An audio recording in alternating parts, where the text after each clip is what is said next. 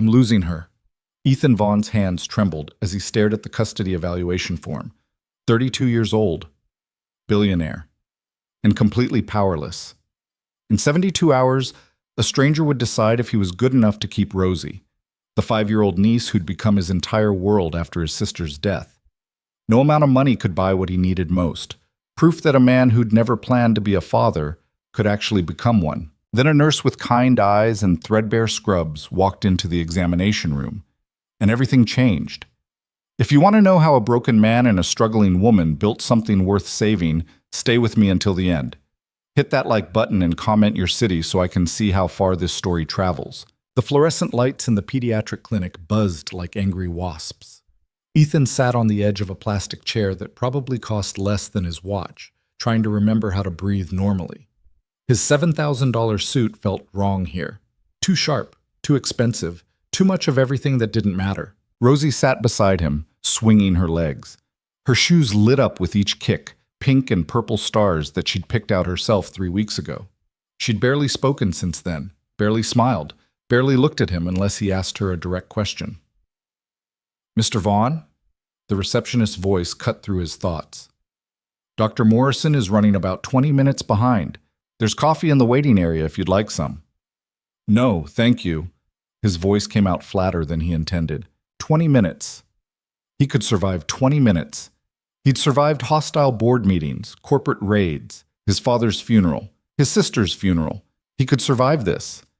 Except he wasn't sure he could. The evaluation appointment had been scheduled for weeks. Mandatory assessment for potential guardians. He'd read every parenting book he could find, hired the best family attorney in the state, renovated his penthouse to include a proper bedroom for Rosie with windows that locked and corners that didn't have sharp edges. He'd done everything right on paper, but paper didn't know that he sometimes forgot to pack her lunch, that he'd yelled at her last Tuesday when she spilled juice on his laptop during a video conference, that he had no idea what he was doing and was terrified every single day that he'd screw this up so badly she'd end up damaged beyond repair. Daddy Ethan? Rosie's small voice barely registered above the buzzing lights. He flinched. She only called him that when she was scared. Most of the time it was just Ethan in that flat, careful tone that made him want to punch something. Yes, sweetheart? Is the doctor going to give me shots? No shots today, just talking. She's going to ask you some questions about how you're doing, about school, about home. That's all. Rosie nodded, but her legs stopped swinging. Her hands twisted together in her lap, the same nervous gesture her mother used to make. God, she looked so much like Melissa. Same dark curls, same serious eyes that seemed too old for her face. Ethan checked his phone. 3 missed calls from his COO. 7 emails flagged urgent. A text from his attorney. How are you holding up? He didn't answer any of them. The door to the back hallway opened. A woman emerged, mid-30s maybe, wearing scrubs covered in cartoon elephants. Her brown hair was pulled back in a messy ponytail, and she had the kind of face that looked like it smiled often, even though she wasn't smiling now. Rosie Vaughn, she called, checking her clipboard. Ethan stood. Rosie didn't move. Come on, sweetheart. He held out his hand. After a long moment, she took it. Her palm was sticky, probably from the candy he'd given her in the car because he didn't know what else to do when she started crying about coming here. They followed the woman down a hallway that smelled like antiseptic and something else, something softer. Vanilla, maybe.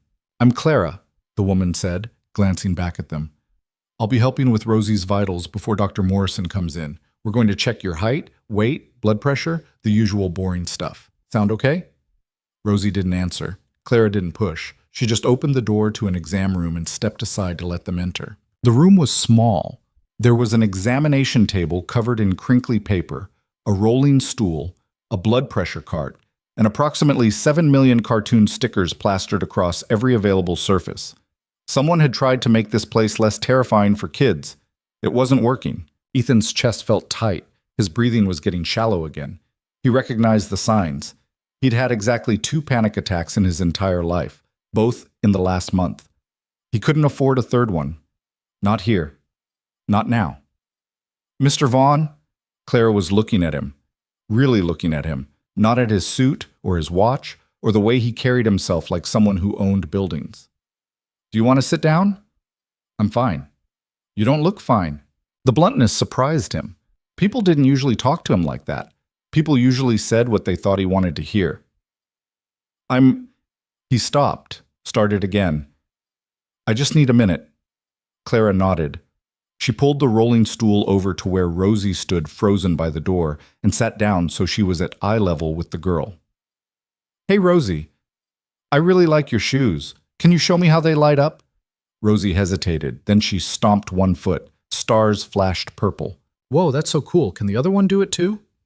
Another stomp. More stars. You know what? I had shoes like that when I was little. Mine were red and they made sounds too. Every time I walked, they squeaked. My mom hated them. Clara smiled, an easy, genuine expression that didn't look practiced. Do yours make sounds? Rosie shook her head. Lucky. My mom almost threw mine away because I wore them everywhere, even to bed. Clara stood and walked to the examination table, patting it. Want to hop up here so I can check how tall you are? I bet you've grown since your last checkup. I don't remember my last checkup, Rosie said quietly. That's okay. We'll make this one a good memory instead. Clara helped Rosie onto the table with gentle, efficient movements. She measured height, checked weight, wrapped the small blood pressure cuff around Rosie's arm, and explained each step in a calm voice that never talked down to the kid. Ethan watched from his position against the wall. His breathing was still wrong, but it was getting better. Clara had a way of making the room feel less like a trap, less like the place where his entire future would be decided. Blood pressure's perfect, Clara said, removing the cuff. You're doing great, Rosie. She turned to Ethan. Her expression shifted, still kind, but more direct. Mr. Vaughn, can I check your blood pressure too? What? No, I'm not the patient. I know, but you look like you're about to pass out, and I'd rather not have to explain to Dr. Morrison why there's a grown man unconscious on her floor. He wanted to argue. He also knew she was right. The edges of his vision were getting fuzzy. Fine, Clara gestured to the stool. He sat. She wrapped the cuff around his arm. Her hands were warm, even through his shirt sleeve, and pressed the button. The cuff inflated, squeezing until it hurt. She watched the monitor. Her eyebrows drew together. When's the last time you slept? I don't know. Yesterday. For how long? A few hours. When's the last time you ate? He couldn't remember. This morning? What did you have? Coffee. Coffee isn't food, Mr. Vaughn. It's fine. I'm fine. The cuff released. Clara pulled it off and wrote something on her clipboard. When she looked up, her expression was serious. Your blood pressure is 160/95. That's stage 2 hypertension. At your age, that's dangerous. You need to see a doctor. I don't have time for... Make time. Because if you collapse from a stroke or a heart attack, Rosie loses you. And from what I can see, she's already lost enough. The words hit like a physical blow. Ethan opened his mouth to snap back, to tell this nurse to mind her own business, to remind her that he had the best private physicians money could buy and didn't need health advice from someone who worked in a pediatric clinic. But he couldn't, because she was right. I'll make an appointment, he said quietly. Good. Clara's expression softened. Look, I don't know your situation, but I can tell you care about this kid. That's more than a lot of people manage. So take care of yourself. She needs you functional. Before he could respond, there was a knock at the door. Dr. Morrison entered, a woman in her 50s with gray hair and wire-rimmed glasses. Good afternoon. I'm Dr. Morrison. You must be Rosie. She smiled at the girl, then at Ethan. And Mr. Vaughn, thank you for coming in today. Of course. Clara gathered her clipboard. I'll be outside if you need anything, she said to Dr. Morrison. Then to Rosie, it was really nice meeting you. Keep those shoes shining, okay? Rosie nodded. Clara left, closing the door behind her. Dr. Morrison pulled up a chair. So, Rosie, I heard you just started kindergarten. How do you like it? And just like that, the evaluation began. Whoa. The appointment lasted 40 minutes.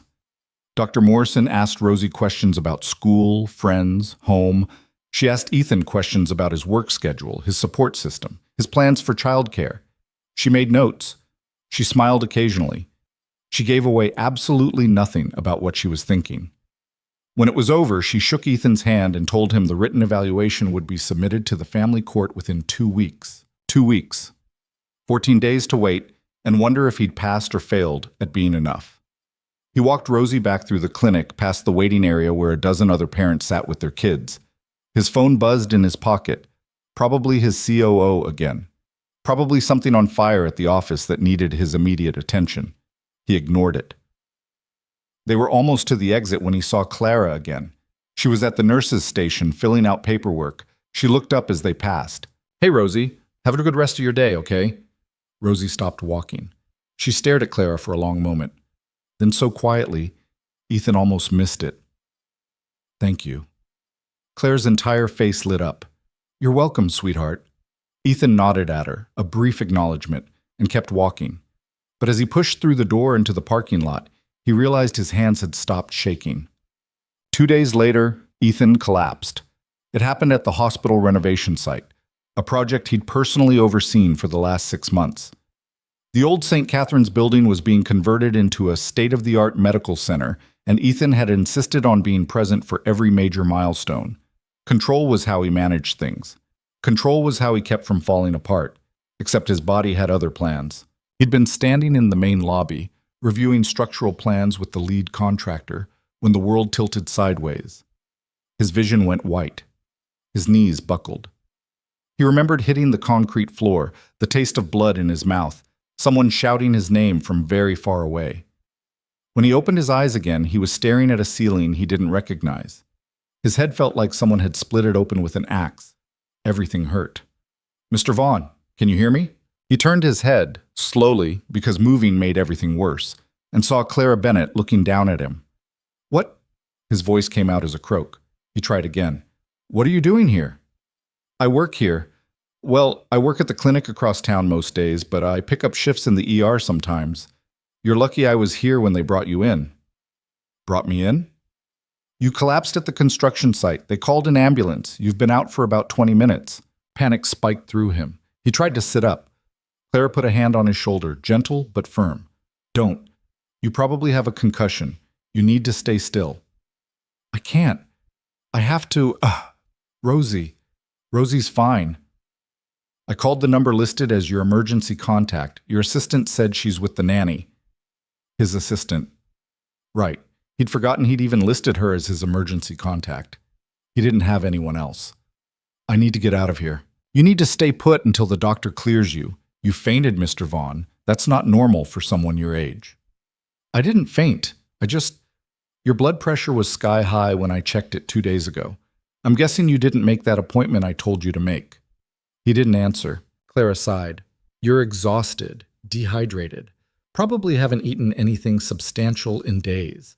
Your body shut down because you've been running it into the ground. This isn't complicated medicine. This is basic self-preservation." "I don't have time for self-preservation." "Yeah, I got that impression." She pulled up a chair and sat down, crossing her arms. "Here's the thing. The ER doctor is going to want to keep you overnight for observation. Standard procedure for head injuries. But I'm guessing you're going to refuse because you have a custody evaluation pending and you can't afford to look unstable." He stared at her. "How do you—" "I read charts, I pay attention, and I'm not stupid." She leaned forward. "So here's what's going to happen. I'm going to tell the doctor you're stable, and I'll monitor you personally for the next 12 hours. You're going to come to my apartment, because your penthouse probably has staff who will report this to someone. And you're going to rest. If you show any signs of complications, I'll bring you back here immediately. But this way, there's no official hospital admission, no record that could complicate your case." Ethan's head was pounding too hard to process what she was saying. "Why would you do that?" "Because I've seen enough families ripped apart by technicalities. Because that little girl needs you, and because I'm a decent human being who doesn't think people should lose everything because they push themselves too hard trying to keep things together." She said it simply, like it was obvious. Like helping a stranger risk her nursing license to protect his custody case was just the reasonable thing to do. "You don't even know me." "I know enough." Before he could argue, before he could think clearly enough to explain why this was a terrible idea, Clara stood and pulled out her phone. "I'm texting my supervisor that I'm taking a personal emergency. Then I'm going to get you discharged against medical advice, which you're going to sign off on. And then you're going to let me help you walk out of here without falling on your face. Got it? He should say no. He should insist on going home. He should maintain at least the appearance of having his life under control, but his head hurt. His body felt like it had been run over by a truck, and Clara was looking at him with an expression that was somehow both stern and kind at the same time. Okay, he heard himself say. Clara's apartment was nothing like what he expected. It was small, maybe 600 square feet total, on the third floor of a building that had definitely seen better decades. The walls were thin enough that he could hear the neighbors arguing in Spanish on one side and someone's TV on the other. The furniture looked like it came from a thrift store. The kitchen was barely big enough to turn around in, but it was clean and warm.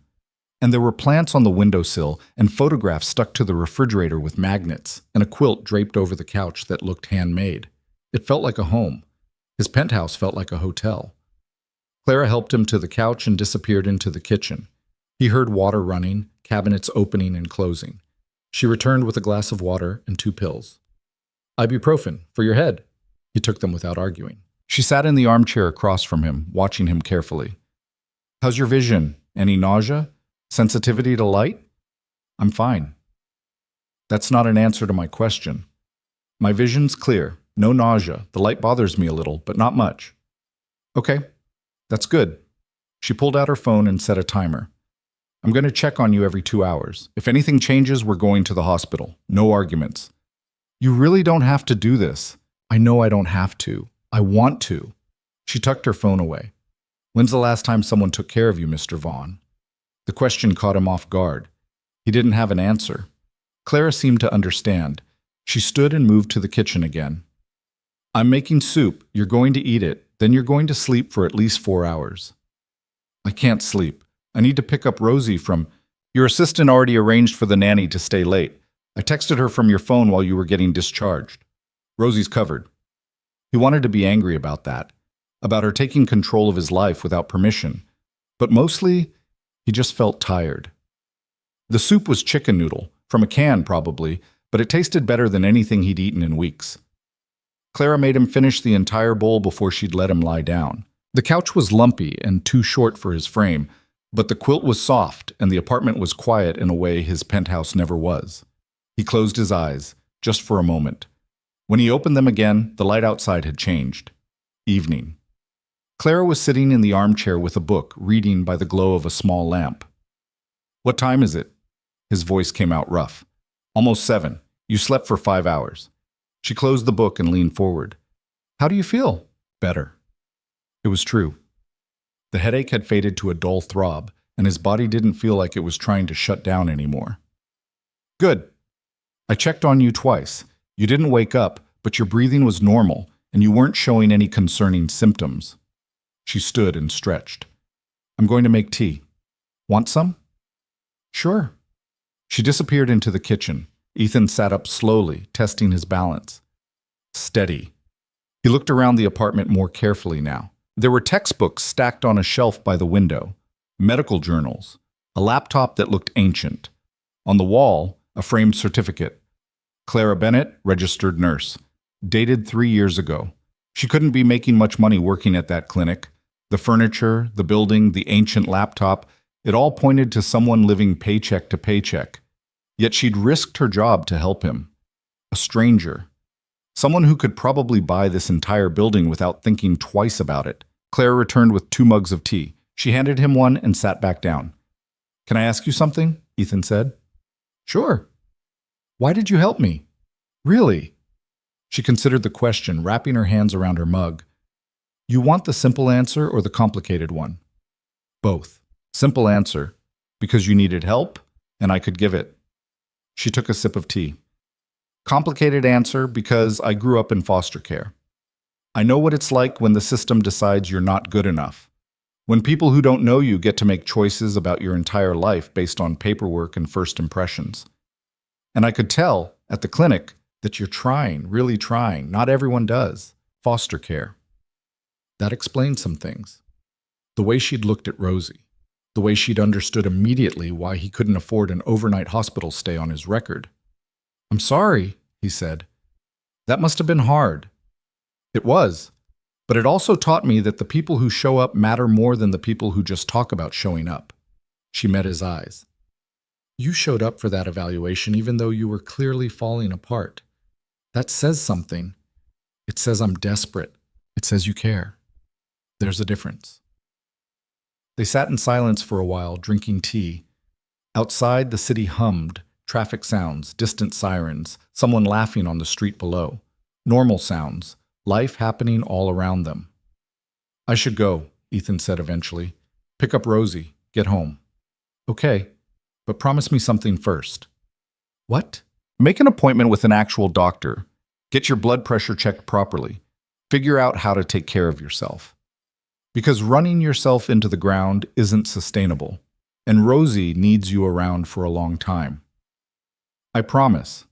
Clara studied him like she was trying to decide if he meant it. Then she nodded. Good, I'll drive you to your car. It's still at the construction site. They didn't talk much during the drive. Clara's car was old, at least 15 years, with a crack in the windshield and seats that had been patched with duct tape. But it ran, and she drove with the kind of careful attention that suggested she couldn't afford repairs if something went wrong. When they pulled up next to his BMW at the construction site, Ethan hesitated before getting out. Thank you, he said. For everything, I mean it. You're welcome. Clara smiled. Take care of yourself, Mr. Vaughn. Ethan, you can call me Ethan. Okay, Ethan. He climbed out of the car and watched her drive away, her taillights disappearing into the evening traffic. Then he got into his own car and sat there for a long moment, trying to figure out what the hell had just happened. A nurse he barely knew had taken him to her apartment, fed him soup, let him sleep on her couch, and asked for nothing in return. No favors, no money, no networking opportunities or connections to his world. Just kindness.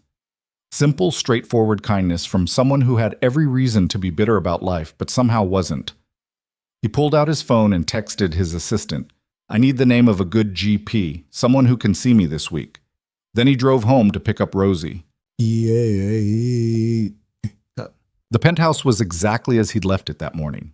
Immaculate, empty. The nanny, a competent woman in her 60s named Mrs. Chen, was reading to Rosie in the living room when he walked in. Mr. Vaughn. She stood quickly. Are you all right? Your assistant said there was an emergency. I'm fine. Thank you for staying late. Of course. Rosie had dinner and finished her homework. She's been very good. Rosie looked up from where she sat on the couch, her expression carefully neutral. You're home late. I know. I'm sorry, sweetheart. I had some work stuff to handle. Mrs. Chen gathered her things and left. Ethan sat down next to Rosie, suddenly exhausted all over again, despite the 5-hour nap. Did you have a good day? He asked. It was okay. Just okay? Rosie shrugged. Tommy said his mom is coming to Career Day next week to talk about being a dentist. Mrs. Patterson asked if you're coming. Career Day. He'd completely forgotten about Career Day. Do you want me to come? He asked carefully. Another shrug. I don't know. What would you talk about? I could talk about running a company, about how businesses work. Would that be interesting? Maybe. Tommy's mom is going to let everyone look at fake teeth. Fake teeth were apparently more exciting than corporate management. Fair enough. I'll talk to Mrs. Patterson, Ethan said. Figure something out. Rosie nodded. She picked at a loose thread on the couch cushion. Ethan? Yeah? Are you sick? The question startled him. What? No. Why would you think that? Mrs. Chen said you had an emergency, and you look tired all the time, and sometimes you forget things. Her voice got very small. Mommy looked tired all the time before she got sick. Oh, God. Ethan's chest constricted. Melissa had been sick for months before the diagnosis, exhausted, forgetting things, brushing it off as stress until it was too late. Of course, Rosie would make that connection. Of course, she'd be terrified of losing someone else. He pulled her into his lap, even though she was getting too big for it. She didn't resist. I'm not sick, Rosie, I promise. I'm just working too much and not sleeping enough. That's different. That's fixable. How?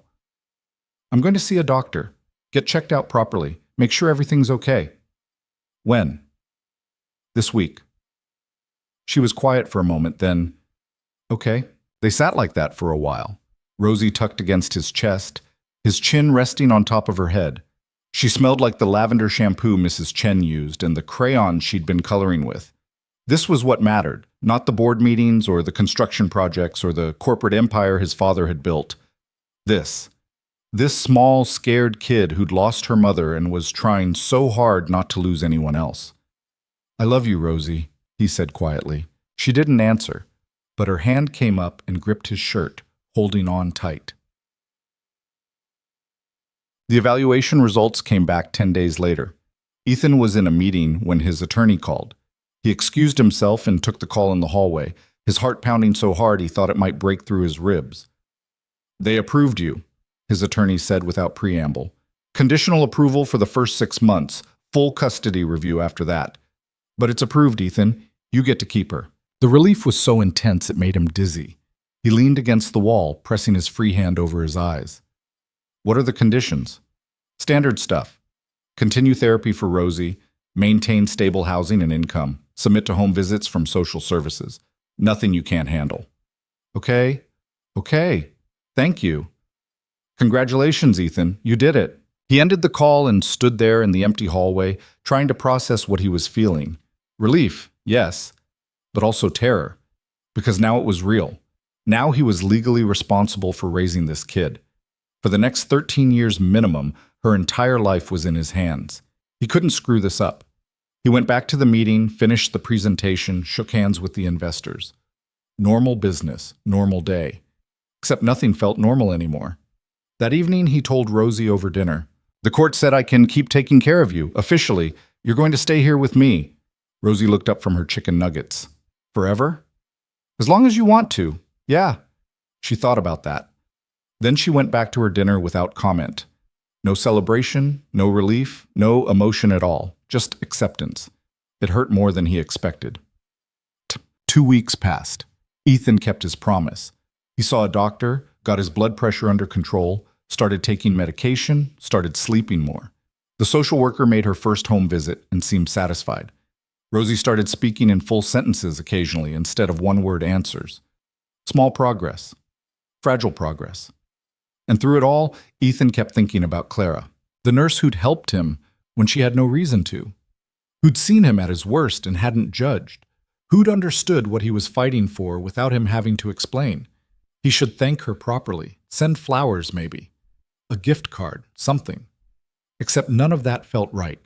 It all felt too transactional, too much like what he usually did, solve problems with money and move on. Finally, 3 weeks after the collapse, he went back to the clinic. It was a Thursday afternoon. The waiting room was packed with kids and exhausted parents. Ethan felt out of place in his business suit, carrying a small gift bag.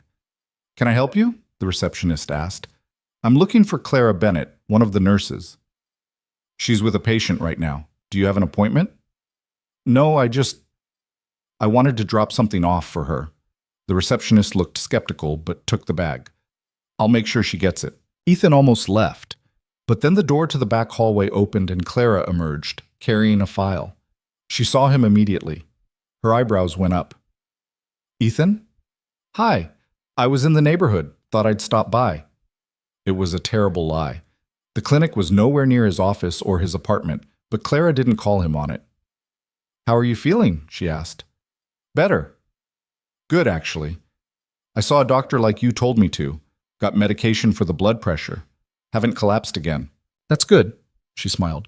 "How's Rosie?" "She's okay. We got the evaluation results back. I have custody." "Ethan, that's wonderful." "Yeah." He shifted his weight, suddenly uncertain. "I wanted to thank you, properly, for what you did, for helping me when you didn't have to." "You already thanked me." "I know, but..." He gestured at the gift bag the receptionist was holding. "I brought you something. It's not much. Just coffee. Good coffee. I remembered you had instant in your apartment, and I thought, anyway, it's just coffee." Claire's expression softened. She walked over to the receptionist, took the bag, looked inside. When she looked back up, her eyes were bright. "This is really nice. Thank you. It's nothing. It's not nothing." She held his gaze. "You didn't have to come all the way down here." "I wanted to." They stood there for a moment, surrounded by the chaos of the waiting room, kids crying, Parents arguing with insurance companies, phones ringing, and somehow it felt like the rest of the world had gone quiet. "I should let you get back to work," Ethan said finally. "Yeah, busy day." But she didn't move, neither did he. "Ethan," Clara said quietly. "Yeah? If you ever need help again, with Rosie or anything else, you can call me. I mean it." She pulled a business card from her scrubs pocket and handed it to him. Her personal cell number was written on the back in neat handwriting. "Thank you," he said. "Take care of yourself." "You too." He left before he could say something stupid, before he could ask why a woman who barely knew him kept offering help he didn't deserve, before he could admit that he hadn't been able to stop thinking about her for 3 weeks straight. In the car, he stared at the business card for a long time. Then he put it carefully in his wallet and drove back to work. That night, after Rosie was asleep, Ethan stood at the window of his penthouse looking out over the city. Lights stretched in every direction, millions of people living their lives, fighting their battles, trying to hold things together. Somewhere out there, Clara was probably getting ready for bed in her tiny apartment, maybe drinking tea, maybe reading one of those medical journals, living her life completely separate from his, except their lives weren't completely separate anymore. She'd seen him vulnerable. She'd helped him when he was falling apart. She'd given him her number and told him to call if he needed anything. And the terrifying part was that he wanted to call, not because he needed help, but because talking to her had made him feel less alone than he'd felt in months. His phone buzzed, a text from his attorney. "Home visit scheduled for next week, Tuesday at 10 a.m. Let me know if that works." He confirmed and put the phone down. The evaluation was over. He had custody. Everything was supposed to get easier now. So why did it still feel like he was one wrong move away from losing everything? The home visit went better than expected. The social worker, a tired-looking woman named Patricia Martinez, spent 2 hours inspecting the penthouse, asking questions, watching how Ethan and Rosie interacted. She made notes. She smiled politely. She left without giving any indication of whether he'd passed or failed some invisible test. "She seemed nice," Mrs. Chen said after Patricia had gone. "She seemed thorough," Ethan corrected. He went back to work, tried to focus on the quarterly earnings report his CFO kept pestering him about. The numbers blurred together. He kept thinking about the way Patricia had looked at Rosie's bedroom, clinical, analytical, like she was cataloging evidence, which, he supposed, she was. His phone rang. Unknown number. He almost didn't answer. "Mr. Vaughn, this is Linda Carmichael from St. Catherine's Hospital Administration." St. Catherine's. The renovation project. He sat up straighter. "Yes. How can I help you?" "I'm calling about the incident 2 weeks ago, when you collapsed on site." His stomach dropped. "What about it?" "We need to file an incident report. Standard procedure for any workplace injury, even for visitors. I'll need you to come in and sign some paperwork." "I wasn't injured. I was checked out and released the same day. According to our records, you were treated in the ER by one of our nurses but left against medical advice. We still need documentation." Her voice was crisp, professional, completely inflexible. "Can you come in tomorrow? Say, 2 o'clock? He wanted to say no. He wanted to tell her to handle it remotely, but something in her tone suggested that wasn't an option. "Fine, 2 o'clock. "Excellent. I'll see you then, Mr. Vaughn." She hung up before he could ask any more questions. Ethan stared at his phone, unease crawling up his spine. Something about that call felt off. Standard procedure didn't usually require the administrative director to personally schedule appointments. He texted his attorney. "Got a call from St. Catherine's about an incident report. Should I be worried?" The response came back 5 minutes later. "Probably routine, but don't sign anything without reading it carefully. Call me if you need me there." Routine. Right. Nothing about the last 2 months had been routine. That evening, after putting Rosie to bed, Ethan pulled out Clara's business card. He'd looked at it probably 50 times since she'd given it to him. The cardstock was cheap, the printing slightly off-center. Her name, her title, the clinic's address. And on the back, in her handwriting, a phone number. He could call, ask her about Linda Carmichael, ask if the woman was always this intense about paperwork, or if something else was going on. Except calling Clara about work stuff felt like an excuse, and he wasn't sure what he was making an excuse for. He put the card back in his wallet. The next day, he arrived at St. Catherine's at exactly 2 o'clock. The hospital was a maze of construction barriers and temporary hallways. Half the building was gutted, exposed beams and plastic sheeting everywhere. The other half was still operational, doctors and nurses moving through the chaos like it was completely normal. Linda Carmichael's office was on the 3rd floor, past 2 security checkpoints and down a corridor that smelled like fresh paint. She was waiting when he arrived. A woman in her early 50s, gray suit, hair pulled back so tight it looked painful. "Mr. Vaughn, thank you for coming." She didn't offer to shake hands. "Please, sit." He sat. The office was aggressively neat, everything at right angles, not a paper out of place. A filing cabinet stood against one wall. Her desk was empty except for a single folder. "I'll get right to the point," Linda said, opening the folder. "According to our ER records, you were treated by Nurse Clara Bennett on the 15th of last month. You presented with acute hypertension and a possible concussion after collapsing at our construction site. That's correct? And Nurse Bennett discharged you against medical advice after only 2 hours of observation.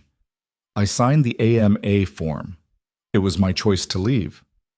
"Yes, but it was Nurse Bennett's choice to allow it." Linda pulled out a printed document, the ER report, from the look of it. "Standard protocol for head injuries requires a minimum of 6 hours observation." She cut that short. "And according to the notes, she indicated she would personally monitor you for the remainder of the observation period." Ethan's chest tightened. So that's highly irregular. Nurses don't provide private medical care to patients outside of hospital supervision. It opens the hospital to significant liability. Nothing happened. I was fine. That's not the point, Mr. Vaughn. Linda folded her hands on the desk. "I've reviewed Nurse Bennett's file.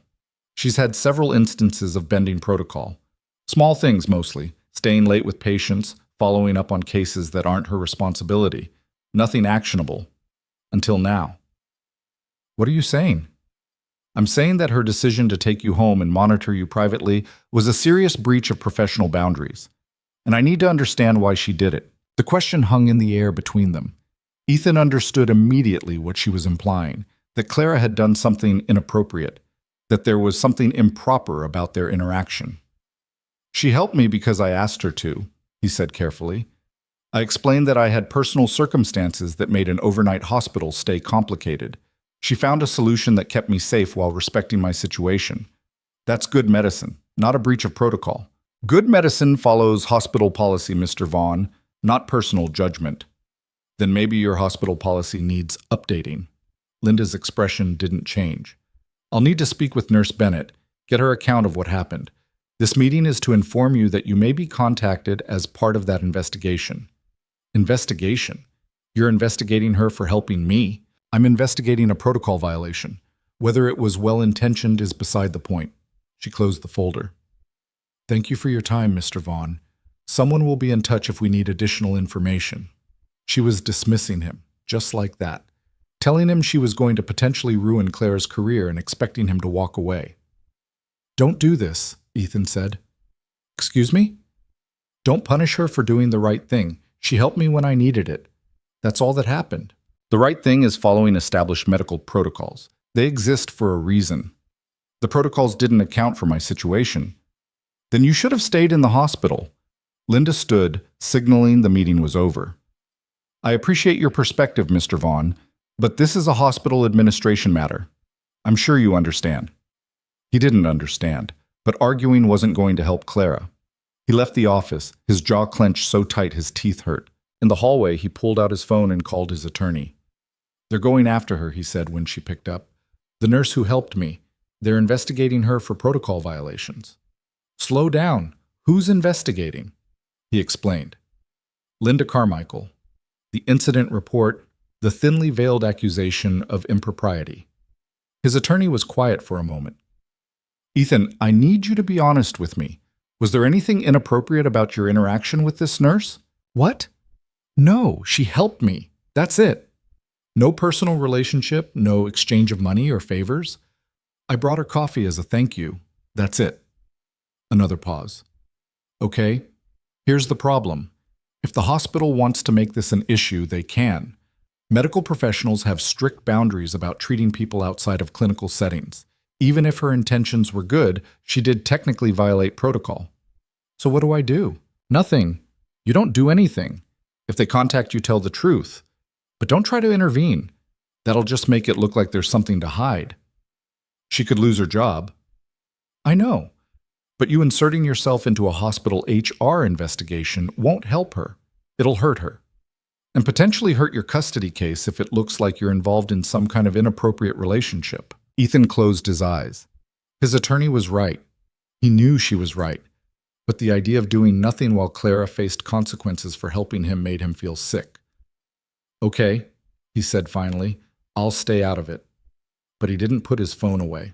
Instead, he pulled up Clara's number and typed out a message.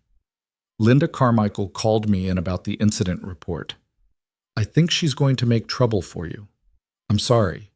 I didn't mean for this to happen. He stared at the message for a long time before hitting send. The response came back 20 minutes later. Don't worry about it. I knew the risks when I made the call. Thanks for the heads up. That was it.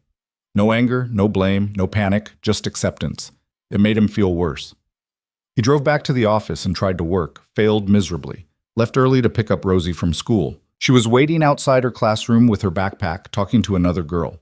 When she saw him, she said goodbye to her friend and walked over. You're early, she said.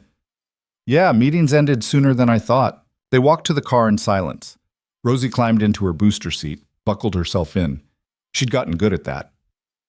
Good at a lot of things. Making her own breakfast, packing her backpack, remembering homework. All the little independent skills that kids learned when adults were too distracted to do everything for them. How was school? Ethan asked. Fine. Just fine? We had art. I painted a flower. What kind of flower? I don't know. Just a flower. Can we get ice cream? The request surprised him. Rosie almost never asked for things. She just accepted whatever he offered and didn't push for more. Sure, ice cream sounds good. They stopped at a place near the apartment, a mom-and-pop shop that had been there forever, the kind with mismatched chairs and flavors written on a chalkboard. Rosie got strawberry and a cone. Ethan got coffee and immediately regretted it when the first taste told him it was terrible coffee. They sat at a table by the window.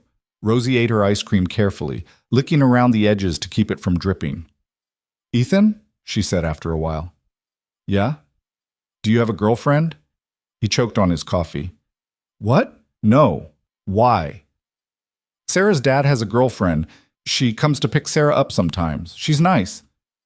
Oh. Well, no, I don't have a girlfriend. Why not? Because I've been busy. Taking care of you, working. I haven't really thought about it. Rosie considered this, still working on her ice cream. Mommy had a boyfriend before she got sick. His name was Derek. He was mean. Ethan went very still. Melissa had never mentioned anyone named Derek. Mean how? He yelled a lot, at Mommy, sometimes at me. Rosie said it matter-of-factly, like she was reporting the weather. Mommy told him to leave and he broke her phone. Then we moved to a different apartment. Jesus Christ! Melissa had dealt with an abusive boyfriend while she was already sick, already struggling, and she'd never told him, never asked for help. I'm sorry that happened to you, Rosie, she shrugged. It's okay. He's gone now. Yeah, he is. Ethan reached across the table and squeezed her hand. If anyone ever makes you feel scared or unsafe, you tell me, right away. Promise? Promise. They finished their ice cream. On the drive home, Rosie fell asleep in her booster seat, her head tilted at an angle that was definitely going to give her a sore neck. Ethan carried her up to the penthouse, put her in bed without waking her. She stirred just enough to grab her stuffed rabbit before settling again. He stood in the doorway of her room for a long time, watching her sleep, thinking about all the things he didn't know, all the ways Melissa had protected her daughter without anyone knowing how hard she was fighting. His phone buzzed, a text from an unknown number. This is Patricia Martinez. I need to schedule a follow-up visit. Are you available Friday afternoon? Another inspection, another test. He confirmed Friday and put the phone away. Later that night, after he'd tried and failed to focus on work emails, he found himself looking at Clara's number again. His attorney had told him to stay out of the hospital investigation, not to make things worse, but thanking someone wasn't making things worse. and he owed her more than a text message. Before he could overthink it, he called. She answered on the third ring. Hello? Clara, it's Ethan. Oh, hi. She sounded surprised. Is everything okay? Yeah, I wanted to check on you about the investigation. There's not much to check on yet. Linda called me in yesterday, asked a bunch of questions. I told her the truth. Now I wait and see if I still have a job next week. She said it lightly, but he could hear the tension underneath. I'm sorry. This is my fault. It's not your fault. I made a choice. I knew what I was doing. Why did you do it? The question came out before he could stop it. You barely knew me. You could have just let the ER doctor admit me overnight and been done with it. Why risk your job? Clara was quiet for a moment.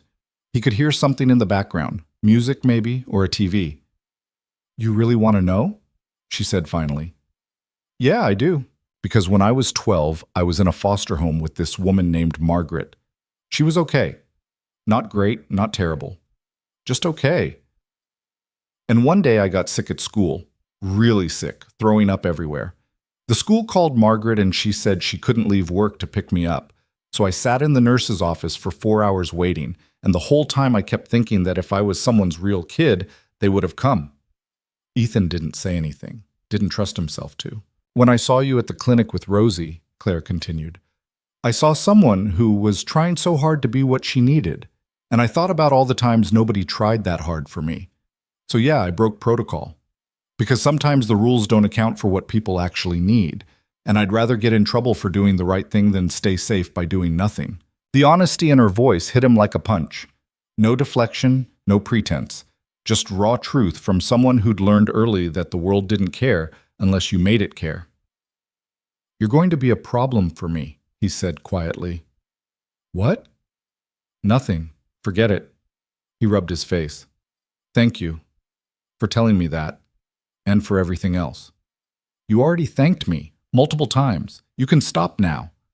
I don't think I can. She laughed, a real laugh, not polite or practiced. You're persistent. I'll give you that. It's a character flaw. Among others, I'm sure. They talked for another 20 minutes, about nothing important, about her shift schedule and his construction project and whether the weather was ever going to cool down. Easy conversation, the kind he hadn't had with anyone in months, maybe years. When they finally hung up, he realized he was smiling. Friday's home visit was shorter than the first one. Patricia arrived with a checklist and a neutral expression. She asked Rosie questions about school, about her nightmares, about whether she felt safe. She asked Ethan about his work schedule, about his support system, about his plans if he got sick or had an emergency. Do you have family nearby? Patricia asked. Anyone who could take care of Rosie if something happened to you? No, no family. Friends? He thought about the people he knew. Business associates mostly, colleagues he'd worked with for years but never spent time with outside of meetings. His college roommate who'd moved to Singapore. The neighbor in the penthouse across the hall who he'd spoken to maybe 3 times. I have Mrs. Chen, the nanny. She's very reliable. Patricia wrote something down. What about a backup plan if Mrs. Chen isn't available? I haven't needed one yet. You should have one. Single parents need contingency plans. What if you collapse again? What if you're out of town and Mrs. Chen has a family emergency? She was right. He knew she was right. But the question felt like a trap. Like admitting he didn't have answers was the same as admitting he wasn't capable. I'll work on that, he said. Patricia looked at him for a long moment, then she closed her notebook. Mr. Vaughn, can I be frank with you? Please. You're doing better than I expected. Rosie is adjusting. The home is stable. You're clearly committed, but you're also clearly overwhelmed, and that concerns me. I'm handling it. Are you? Because from where I'm sitting, you look like you're one crisis away from falling apart. And if you fall apart, Rosie pays the price. The words stung because they were true. What do you want me to do? He asked. Build a support network. Find people you can rely on. Join a single-parent support group. Make friends with other parents at Rosie's school. Something. Anything. Because raising a kid alone is impossible if you're actually alone. She left after that. No indication of whether the visit had gone well or poorly, just more notes added to some file somewhere that would determine Rosie's future. Ethan stood at the window after she'd gone, looking out at the city. Build a support network. Make friends. It sounded so simple when she said it, so obvious, except he'd spent the last decade building a business, not a life. He'd made himself indispensable at work and invisible everywhere else, and now he was paying for it. His phone rang. Clara. Hey, he said, answering immediately. Hey, bad time? No, good time actually. What's up? I just got out of my meeting with Linda Carmichael. Official meeting this time, with HR present. His stomach dropped. And I'm on probation for 3 months. One more protocol violation and I'm done. But I get to keep my job. Relief flooded through him. That's good. That's better than... Yeah, it could have been worse. She wanted to fire me. HR talked her down. Clara paused. She's not a good person, Ethan. Linda Carmichael. I don't know what her deal is, but she had this look the whole meeting like she was enjoying making me sweat. I got the same impression when I met with her. Yeah, well, watch yourself around her. I get the feeling she's the type to hold grudges. They talked for a few more minutes. Clara had to go. Her shift was starting soon. But before she hung up, she said something that stuck with him. You doing okay? You sound stressed. Just the usual, social worker visit, questions about support networks and contingency plans, the fun stuff. Do you have a support network? Not really. Then I guess you should build one. You sound like Patricia, Clara laughed. Smart woman. Listen, I have to go. But if you ever need someone to be on your emergency contact list, I'm around. I mean it. She hung up before he could respond. Ethan stared at his phone. Emergency contact list. She just offered to be part of his contingency plan, the backup plan Patricia had been pushing for. Except Clara wasn't backup. She wasn't contingency. She was becoming something else entirely, and that terrified him more than any custody evaluation ever could. The weekend passed in a blur. Rosie had a playdate on Saturday, the first one she'd agreed to since moving in with him. He drove her to Sarah's house, met Sarah's parents, made awkward small talk about school and kindergarten curriculum. Sarah's mother invited him to a parent coffee meetup on Tuesday mornings. Just a casual thing, she said. A bunch of us get together at the cafe down the street from school, complain about our kids, share survival tips. You should come. I work Tuesdays. Oh, well, if you ever have a morning free, the offer stands. He thanked her and left. Knew he'd never go. Tuesday morning coffee with other parents sounded like something from a life he didn't have. On Sunday, he took Rosie to the park. She played on the swings while he sat on a bench, checking emails. Work never stopped. The hospital renovation was behind schedule. The board wanted answers about quarterly projections. His CFO needed approval on 3 different contracts. Ethan, watch this. He looked up just in time to see Rosie jump off the swing. She landed hard, stumbled, caught herself, turned to him with a huge smile. The first real smile he'd seen from her in weeks. That was great, sweetheart. She ran back to the swing, pumped her legs to build momentum again. Other kids played nearby. Their parents sat in clusters, talking and laughing. One of them glanced over at Ethan, then away quickly when he noticed her looking. He was used to being the outsider, used to being the guy who didn't quite fit. But it hit different watching Rosie play alone while groups of kids ran past her without inviting her to join. She didn't seem to care.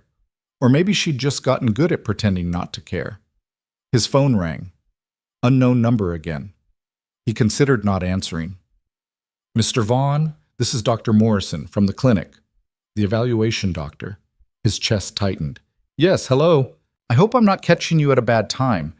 I wanted to touch base about Rosie's therapy sessions. I see in her file that she's only attended 2 out of the recommended 8 sessions. Damn it. He'd meant to schedule more. It kept slipping through the cracks. I'll get those scheduled this week. Please do. Therapy is a condition of your custody approval. Family court takes compliance seriously. I understand. Good. Also, I wanted to mention, I've been reviewing Rosie's progress notes from school. Her teacher has some concerns about social engagement. Rosie spends most of recess alone. She doesn't participate in group activities unless directly prompted. Have you noticed similar behavior at home? He watched Rosie on the swing, alone in a playground full of kids. Yeah, I've noticed. It's not uncommon for children who've experienced trauma, but we should address it proactively. I'd like to add some social skills groups to her treatment plan. There's a group for kids her age that meets on Thursdays after school. Another appointment, another thing to schedule and manage and remember. Okay, send me the information and I'll get her enrolled. Excellent. And Mr. Vaughn, make sure those therapy sessions get scheduled soon. She hung up. Ethan put his phone away and watched Rosie swing higher and higher, her dark curls flying behind her. Build a support network. Make friends. Schedule therapy. Attend social skills groups. Don't collapse. Don't forget lunches. Don't mess this up. The list kept getting longer. That night, after Rosie was in bed, he opened his laptop and searched for single-parent support groups. Found a few forums online, a couple of local meetups that conflicted with his work schedule. Everything required time he didn't have and vulnerability he wasn't ready for. He closed the laptop, opened his phone, looked at Clara's number. She'd said he could call, said she'd be on his emergency contact list if he needed her. But calling felt like crossing a line he couldn't uncross. Admitting he couldn't do this alone meant admitting he was failing. The phone rang in his hand, startling him. Claire's name on the screen. He answered. Hello? Okay, don't freak out, but I'm outside your building. What? I'm outside. I brought food, real food, not coffee. Can I come up? Clara, it's 9 o'clock on a Sunday night. I know. Is that a yes or a no? You should say no. Should tell her it wasn't appropriate, that people would talk, that his attorney had specifically warned him about appearances. Apartment 4102, he said instead. 5 minutes later, his doorbell rang. He opened it to find Clara standing in his hallway wearing jeans and a sweater, holding 2 paper bags that smelled incredible. Hi, she said. I made too much lasagna. Thought you might be hungry. It was the worst lie he'd ever heard. Nobody accidentally made too much lasagna and decided to drive across town to deliver it at 9 on a Sunday. Come in, he said. She walked into the penthouse and stopped, looking around. He tried to see it through her eyes, the floor-to-ceiling windows, the designer furniture, the kitchen that probably cost more than her annual salary, everything cold and perfect and empty. Nice place, she said neutrally. It's too big. Yeah, I can see that. She walked to the kitchen and set the bags on the counter. Plates? He got plates. She served the lasagna, homemade, still warm, the kind of comfort food he hadn't eaten since his mother died. They sat at the kitchen island because the dining room felt too formal. This is really good, he said after the first bite. My foster mom's recipe. Only good thing I learned from her. Clara ate slowly, not quite meeting his eyes. So, you want to tell me why you sounded like you were drowning when I called earlier? I didn't call you earlier. No, but I called you and you sounded terrible, so I'm here. Talk to me. He shouldn't. Should keep it professional, keep the distance.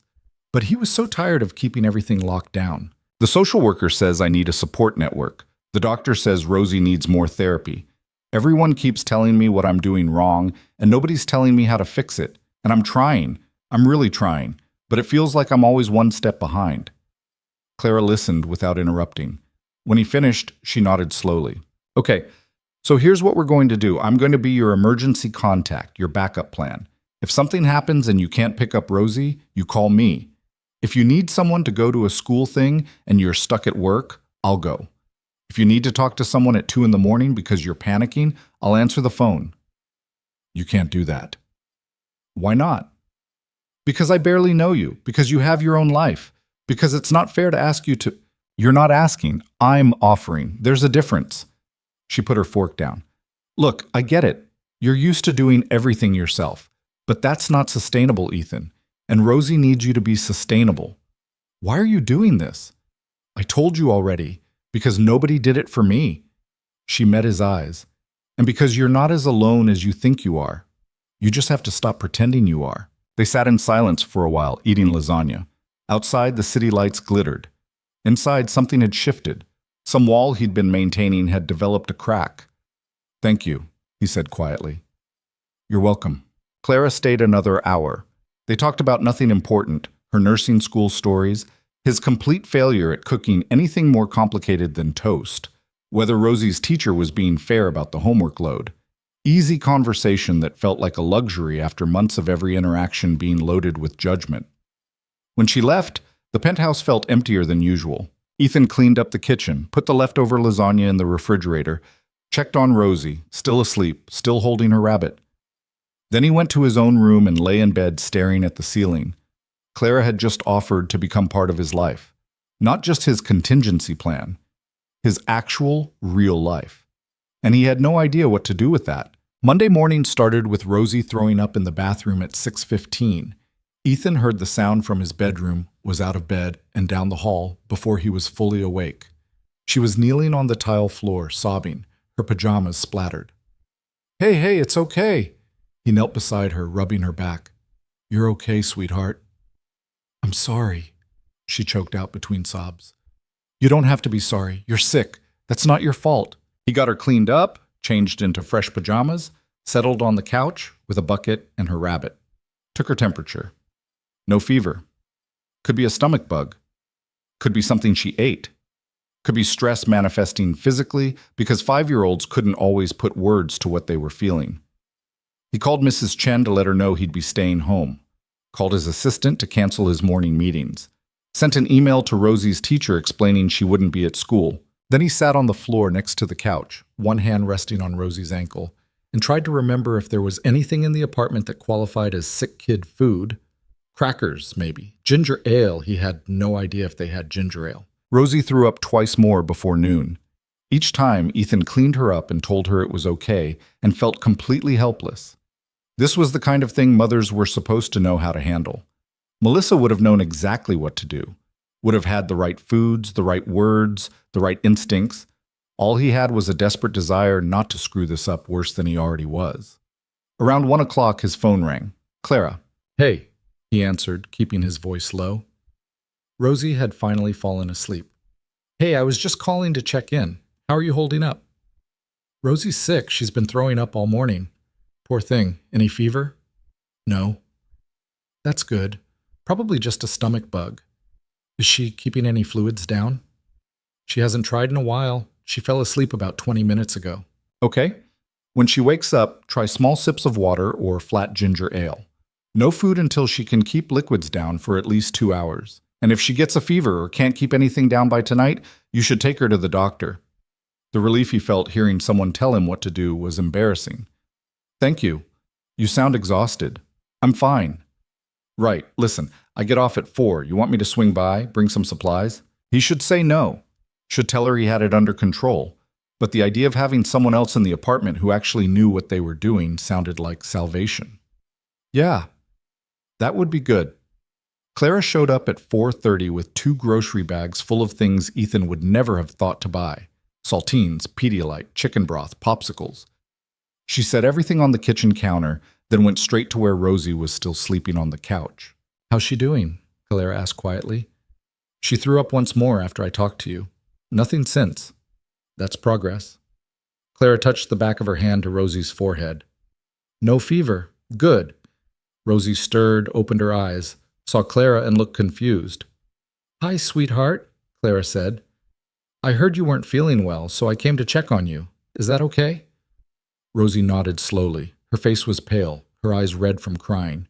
Do you think you could try drinking something, just a little bit? Another nod. Clara went to the kitchen and came back with a glass of Pedialyte. Tiny sips, she instructed. If your tummy feels okay after a few minutes, you can have a little more.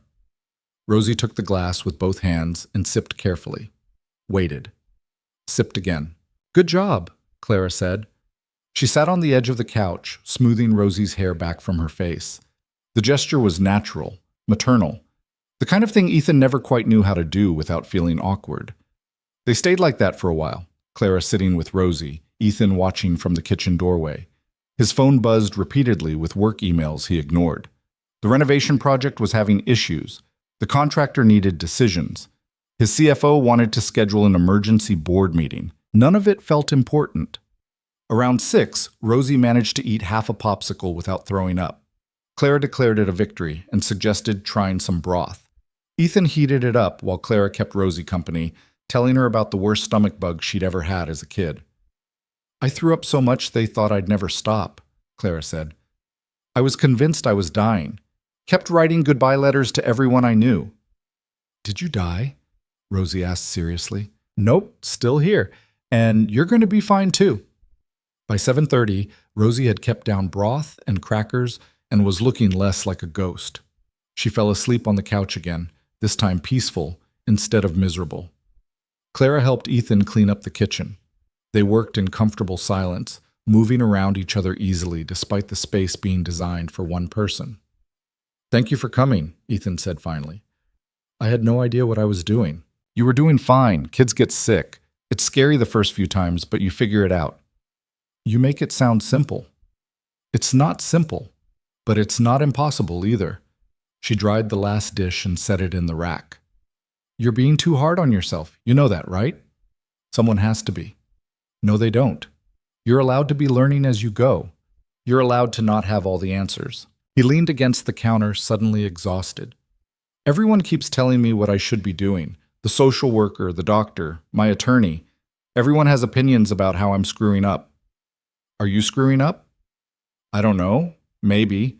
Rosie barely talks to me. She calls me Ethan, not Dad. She's in therapy because I don't know how to help her process her grief. I'm rich enough to buy her anything she wants, but I can't make her smile." Clara was quiet for a moment. When she spoke, her voice was gentle. "She's 5 years old and she lost her mother. That's not something you can fix by being perfect. She doesn't need perfect. She needs consistent. I'm trying to be consistent. I know you are. And she knows it too, even if she can't say it yet." His phone buzzed again. He glanced at it. His CFO, third call in 2 hours. He sent it to voicemail. "You should probably get that," Clara said. "It can wait." "Can it? Right now?" "Yeah, it can wait." She smiled at that. "You're learning."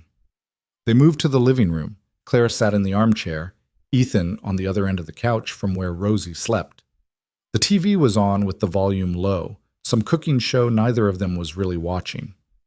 "Can I ask you something?" Ethan said after a while. "Sure." "What happened with Linda Carmichael, the investigation?" Clara's expression tightened. "I told you, probation for 3 months. She wanted me fired, but HR overruled her." "Why does she hate you so much?" "I don't think she hates me specifically. I think she hates anyone who doesn't follow her rules exactly." Clara picked at a loose thread on the chair arm. "She's been at St. Catherine's for 20 years. Worked her way up from floor nurse to administration. Very by the book. Very concerned with liability and policy. I've heard she's reported other nurses before for smaller things than what I did. So she's just a terrible person. She's someone who believes rules exist for a reason and breaking them is unforgivable. Which I get, technically, but it also makes her kind of a nightmare to work under. You could find another job. Better hospital, better boss." "I could. But St. Catherine's covers 3 low-income neighborhoods. Most of my patients can't afford to go anywhere else. If I leave, they lose someone who actually gives a damn about them." She shrugged. "So I stay, and I deal with Linda Carmichael." The matter-of-fact way she said it, like sacrificing better opportunities for people who'd never know she'd done it, was just obvious, made something twist in Ethan's chest.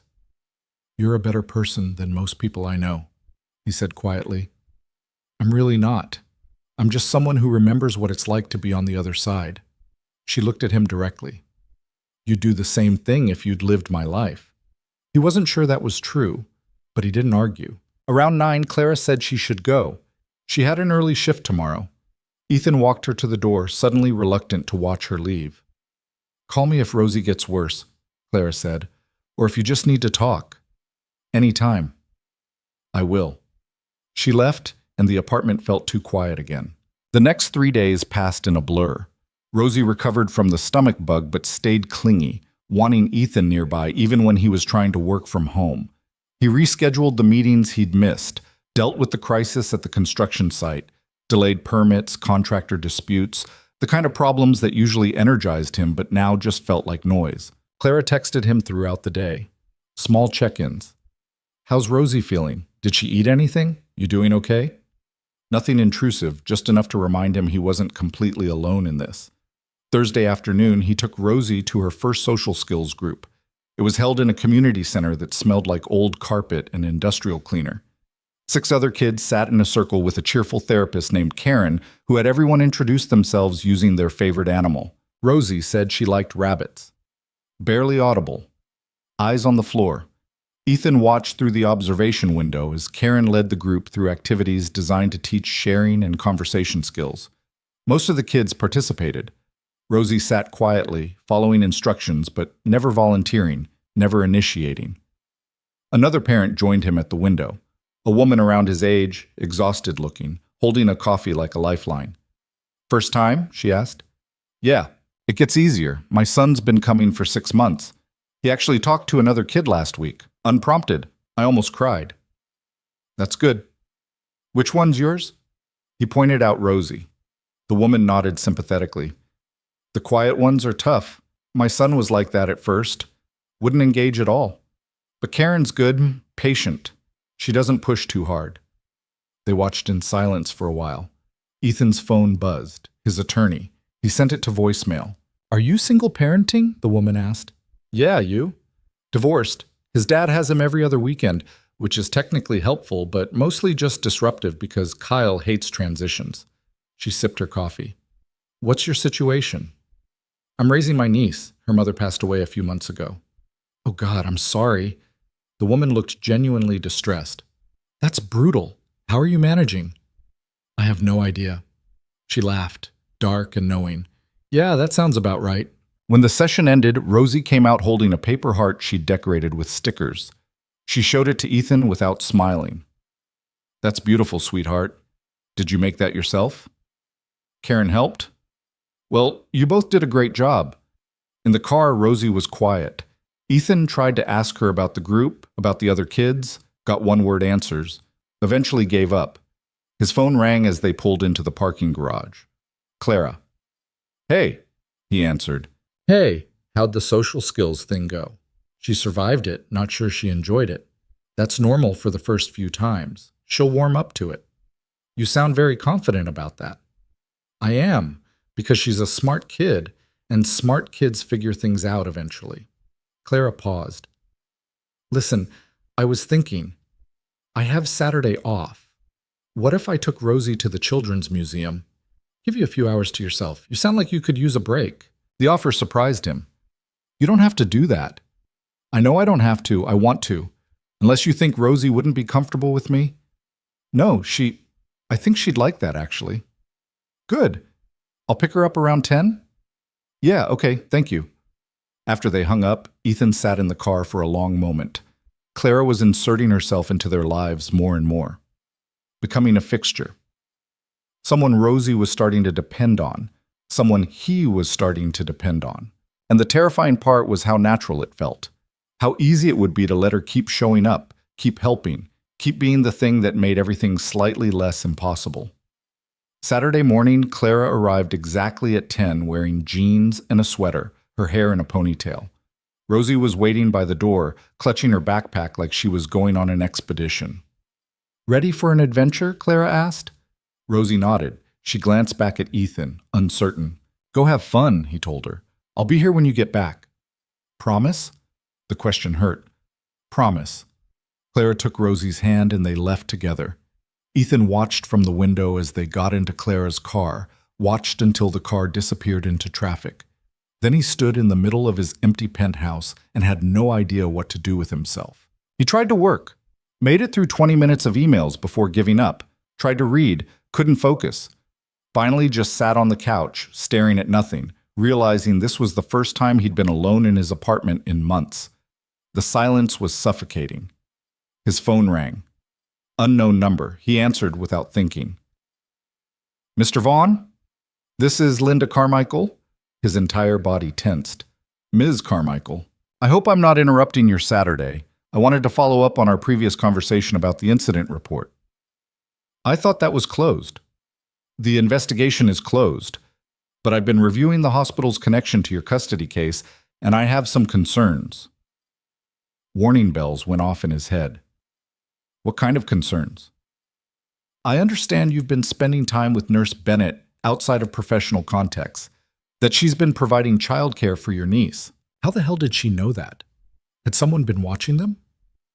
"Clara is a friend. She's helping me out occasionally. There's nothing inappropriate about it." "I'm sure that's true. But appearances matter, Mr. Vaughn, especially in custody situations. If it came to light that you're involved with a hospital employee who violated protocol on your behalf, it could complicate your case. There it was, the threat wrapped in concern. What do you want? He asked flatly. I want to make sure everyone understands appropriate boundaries. Nurse Bennett is on probation. Any further violations and she'll be terminated. And if her involvement with your family becomes an issue in your custody case, I'll be obligated to report what I know to the family court. You have no right to... I have every right to protect this hospital's interests, Mr. Vaughn, and to ensure our staff maintains professional standards. Her voice was syrup-sweet and absolutely venomous. I'm simply suggesting that perhaps it would be better for everyone if you and Nurse Bennett maintained some distance. For her sake, as much as yours. She hung up before he could respond. Ethan stood there, phone in hand, rage and fear competing for dominance. Linda Carmichael was threatening him, threatening Clara. Using his custody case as leverage to enforce whatever sick power trip she was on. He could fight back, could use his money and connections to bury her professionally, could make her regret ever targeting him. But that would take time and energy, and would probably make everything worse for Clara, who was already on thin ice. His phone buzzed. A text from Clara. Rosie is having a blast. She's been asking questions about everything. I think she's memorizing the entire ocean exhibit. A photo followed. Rosie standing in front of a massive aquarium, her face lit up with wonder. Actually smiling. Actually looking like a kid instead of a miniature adult carrying the weight of the world. Ethan stared at the photo until his vision blurred. Linda Carmichael wanted him to stay away from Clara.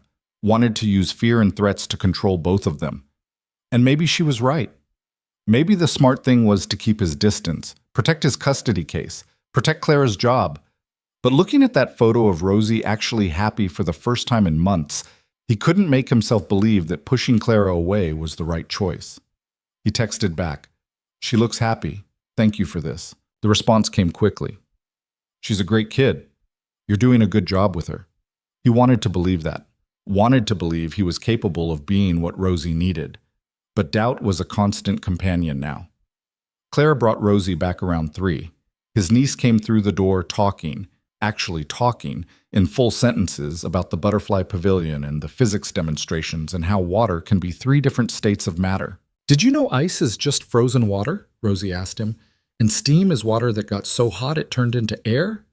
"I did know that. Did you like learning about it?" "Yeah, Clara explained it really good. Better than Mrs. Patterson." Clara smiled from the doorway. "I had a good student." Rosie ran to her room to put her backpack away. The moment she was gone, Ethan's expression hardened. "Linda Carmichael called me this morning." Clara's smile vanished. "What did she want?" "To threaten both of us. She knows you've been spending time with Rosie. She said if our involvement becomes an issue, she'll report it to family court." "She can't do that." "She can do whatever she wants, and she knows it." He ran a hand through his hair, frustrated. "She wants me to stop seeing you, wants you to stop helping us." Clara was quiet for a long moment. "Maybe she's right." "What?" "Maybe this is getting too complicated. Maybe I should back off before I make things worse for you." "No." The word came out harder than he intended. "No. You're not backing off because some power-hungry administrator is on a vendetta. That's exactly what she wants. And if she follows through, if she reports this to your social worker and they decide it looks inappropriate, you could lose Rosie. I could lose Rosie anyway. The system doesn't need a reason. It just needs an excuse." He stepped closer to her. "But losing you, losing what you've been doing for us, that's guaranteed to make things worse." Rosie's finally starting to open up. She smiled today, Clara. Actually smiled. When's the last time that happened? "Ethan, I'm not asking you to put yourself at risk. If this is too much, if you want out, I understand. But don't leave because Linda Carmichael is trying to control us. Don't give her that power." Clara looked at him for a long moment. Her expression was conflicted, torn between self-preservation and something else. "This is a bad idea," she said finally. "Probably. We're both going to regret it. Maybe. I'm on probation. 1 more violation and I'm done." "I know." She shook her head, but she was almost smiling. "You're stubborn, you know that?" "So I've been told." Rosie came back down the hall, carrying her stuffed rabbit. "Can Clara stay for dinner?" The question hung in the air between them. Clara looked at Ethan. He looked back, waiting. I'd love to, Clara said finally, if your uncle doesn't mind. I don't mind, Rosie beamed. Can we have spaghetti? We can have whatever you want, sweetheart. Clara ended up making the spaghetti because Ethan's cooking skills maxed out at boiling water, and even that was questionable. She moved around the kitchen like she belonged there, talking to Rosie about the museum while chopping vegetables for sauce. Ethan set the table, feeling useless but strangely content. This was what normal families did: cooked dinner together, talked about their day, existed in the same space without everything being a crisis. They ate at the kitchen island instead of the formal dining room. Rosie told Ethan everything Clara had already heard about the museum. He listened like it was all new information, asking questions, genuinely interested. After dinner, Clara helped Rosie with her homework while Ethan cleaned up. When he finished, he found them on the living room floor with crayons and construction paper, making a poster about states of matter. Ice is a solid, Rosie was explaining very seriously, and water is a liquid, and steam is a gas. Perfect, Clara said. Now draw a picture of each one. Rosie bent over her paper, concentrating hard. Clara glanced up at Ethan and smiled. Something shifted in his chest. Something dangerous and inevitable. He was falling for her. Had probably been falling for her since she'd looked at him in that clinic exam room and seen past the money and the fear to the person underneath. And that terrified him more than any custody evaluation ever could. Around 8, Clara said she should go.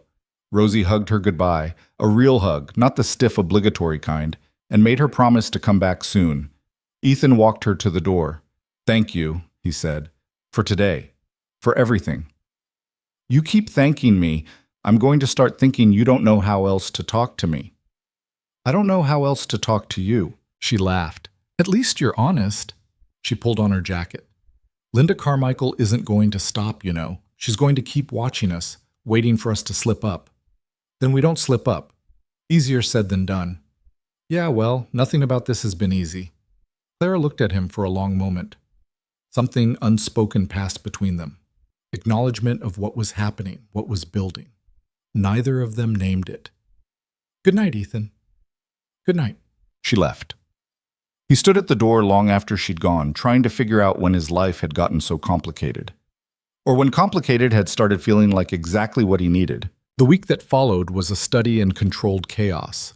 Patricia Martinez made another unannounced visit. Rosie's school called because she'd gotten into a fight with another kid on the playground. The contractor at St. Catherine's quit, leaving the renovation project in limbo. Ethan's CFO scheduled the emergency board meeting he'd been avoiding. Through all of it, Clara was there. Not physically. She had her own job, her own life. But in texts and phone calls and quick coffee meetups between shifts, a constant presence that made everything slightly more bearable. And Linda Carmichael was watching.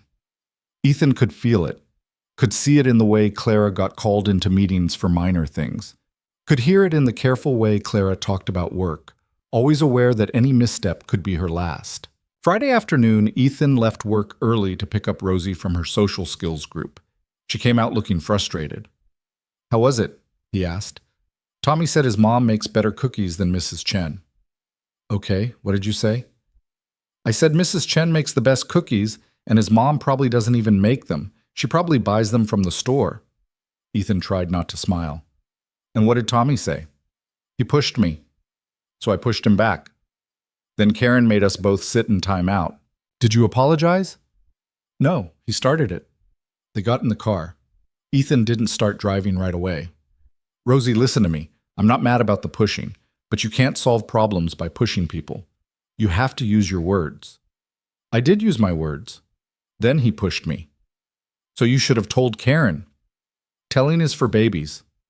He recognized that logic, had probably used it himself at her age. It's not for babies. It's for smart people who know when they need help. She didn't look convinced. Are you mad at me? She asked quietly. No, I'm not mad. I just want you to be okay. And fighting with other kids isn't going to make you okay. I don't like the other kids. Why not? They're mean. They ask about my mom. They want to know where she is and why I live with you instead of her. Ethan's chest tightened. What do you tell them? I don't tell them anything. It's not their business. She was right. It wasn't their business. But 5-year-olds didn't understand privacy. They just asked questions and expected answers. Do you want to talk about your mom? He asked carefully. Rosie shook her head. Okay, but if you ever do, I'm here. You know that, right? I know. They drove home in silence. When they got to the penthouse, Rosie went straight to her room and closed the door. Ethan stood in the hallway, feeling helpless again. His phone rang. Clara. Bad timing? She asked. No, good timing, actually. Rosie just had a rough day. Want to talk about it? He told her about the fight, about the questions from other kids. Clara listened without interrupting. That's hard, she said when he finished. Kids that age don't have filters. They just say whatever they're thinking. I know, but Rosie shouldn't have to defend her situation to people who don't understand it. No, she shouldn't, but she's going to have to learn how to handle it because people are going to keep asking. How did you handle it when you were in foster care? Clara was quiet for a moment. I lied, told people my parents were traveling or working overseas, whatever made them stop asking questions. Did it work? For a while. Until I got old enough to realize lying just made me feel worse. She sighed.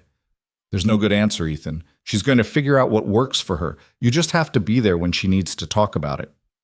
And if she never wants to talk about it, then you respect that. And you make sure she knows the door's open whenever she changes her mind. After they hung up, Ethan knocked on Rosie's door.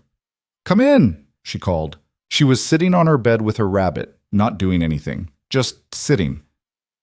I'm going to order pizza for dinner, Ethan said. What kind do you want? Cheese? Just cheese? Yeah. He sat on the edge of her bed. I know today was hard. I know the other kids ask questions that aren't fair, but you're allowed to tell them it's private. You don't have to explain anything you don't want to explain. Rosie picked at her rabbit's ear. Do you miss Mommy? The question caught him off guard. Yeah, I do. Me too. Her voice was very small. Sometimes I forget what she looks like, and then I remember and I feel bad for forgetting. That's normal, sweetheart. It doesn't mean you didn't love her. I know. She looked up at him. Do you think she's mad at me for living with you instead of remembering her all the time? Oh God, this kid was carrying so much guilt it was suffocating her. No, Ethan said firmly. She's not mad. She loved you so much, Rosie, more than anything. And she would be so happy that you're safe and taken care of. That's all she ever wanted. How do you know? Because she told me. Before she got really sick, she made me promise that if anything happened to her, I'd take care of you. And she wasn't sad or scared when she asked me. She was relieved, because she knew I'd do everything I could to make sure you were okay. Rosie's eyes were bright with tears. I don't remember her saying that. You weren't there. It was just me and her, but I promise you that's what she said. A tear slid down Rosie's cheek, then another. Ethan pulled her into his lap and let her cry, stroking her hair, murmuring that it was okay, that she was safe, that he wasn't going anywhere. When she finally stopped crying, she stayed curled against his chest. Ethan? She said quietly. Yeah? Can Clara come to my school thing next week? The parent thing where people talk about their jobs? Career day? Yeah, can she come? I can come. I was planning to come. I know. But can Clara come too? He should say no, should explain that Clara wasn't family, that having her at a school event would raise questions, should maintain the boundaries his attorney kept telling him to maintain. I'll ask her, he said instead. Rosie nodded against his chest. Okay. They sat like that until the pizza arrived. And for the first time since Melissa died, Ethan thought maybe, just maybe, they were going to be okay. Clara said yes to career day without hesitation. Ethan called her Saturday morning, half expecting her to point out all the reasons it was a bad idea. Instead, she just asked what time she needed to be there. You don't think it'll cause problems? He asked. Probably, but Rosie asked for me, right? Yeah? Then I'm coming. Let Linda Carmichael make whatever she wants out of it. The defiance in her voice surprised him. Claire was usually careful, measured. This felt different, reckless almost. Are you sure? Ethan, I'm tired of being careful. I'm tired of watching everything I do because someone might use it against me. Rosie wants me there. That's enough. After they hung up, Ethan sat with the phone in his hand trying to parse what had just happened. Clara was choosing them, choosing Rosie, choosing to show up even when it put her at risk. He didn't know what to do with that information except feel grateful and terrified in equal measure. Career day was Thursday. Ethan took the morning off work, showed up at Rosie's classroom at 10 with a slide presentation about construction management that he'd thrown together the night before. Clara arrived 5 minutes later wearing slacks and a blouse instead of scrubs, looking professional and slightly nervous. Rosie's face lit up when she saw them both. "You came! Of course we came," Clara said, crouching down to Rosie's level. "Wouldn't miss it." The classroom was packed with parents. Tommy's mother was there with her dental models. Sarah's dad had brought his fire department uniform. A couple of other parents Ethan vaguely recognized from pickup and drop-off. The teacher, Mrs. Patterson, looked surprised to see both Ethan and Clara. "Mr. Vaughn, I wasn't expecting two presenters. Clara's a nurse," Rosie announced proudly. "She helps sick people get better." Mrs. Patterson's expression shifted to something politely interested. "How wonderful. We love having medical professionals visit. Why don't you both go second? Tommy's mother is going first." They sat in tiny kindergarten chairs while Tommy's mom explained cavities and proper brushing technique. The kids asked questions. One boy wanted to know if dentists ever found bugs in people's teeth. Tommy's mom handled it gracefully. Then it was their turn. Ethan went first, keeping it simple. He talked about how buildings were made, showed pictures of the St. Catherine's renovation.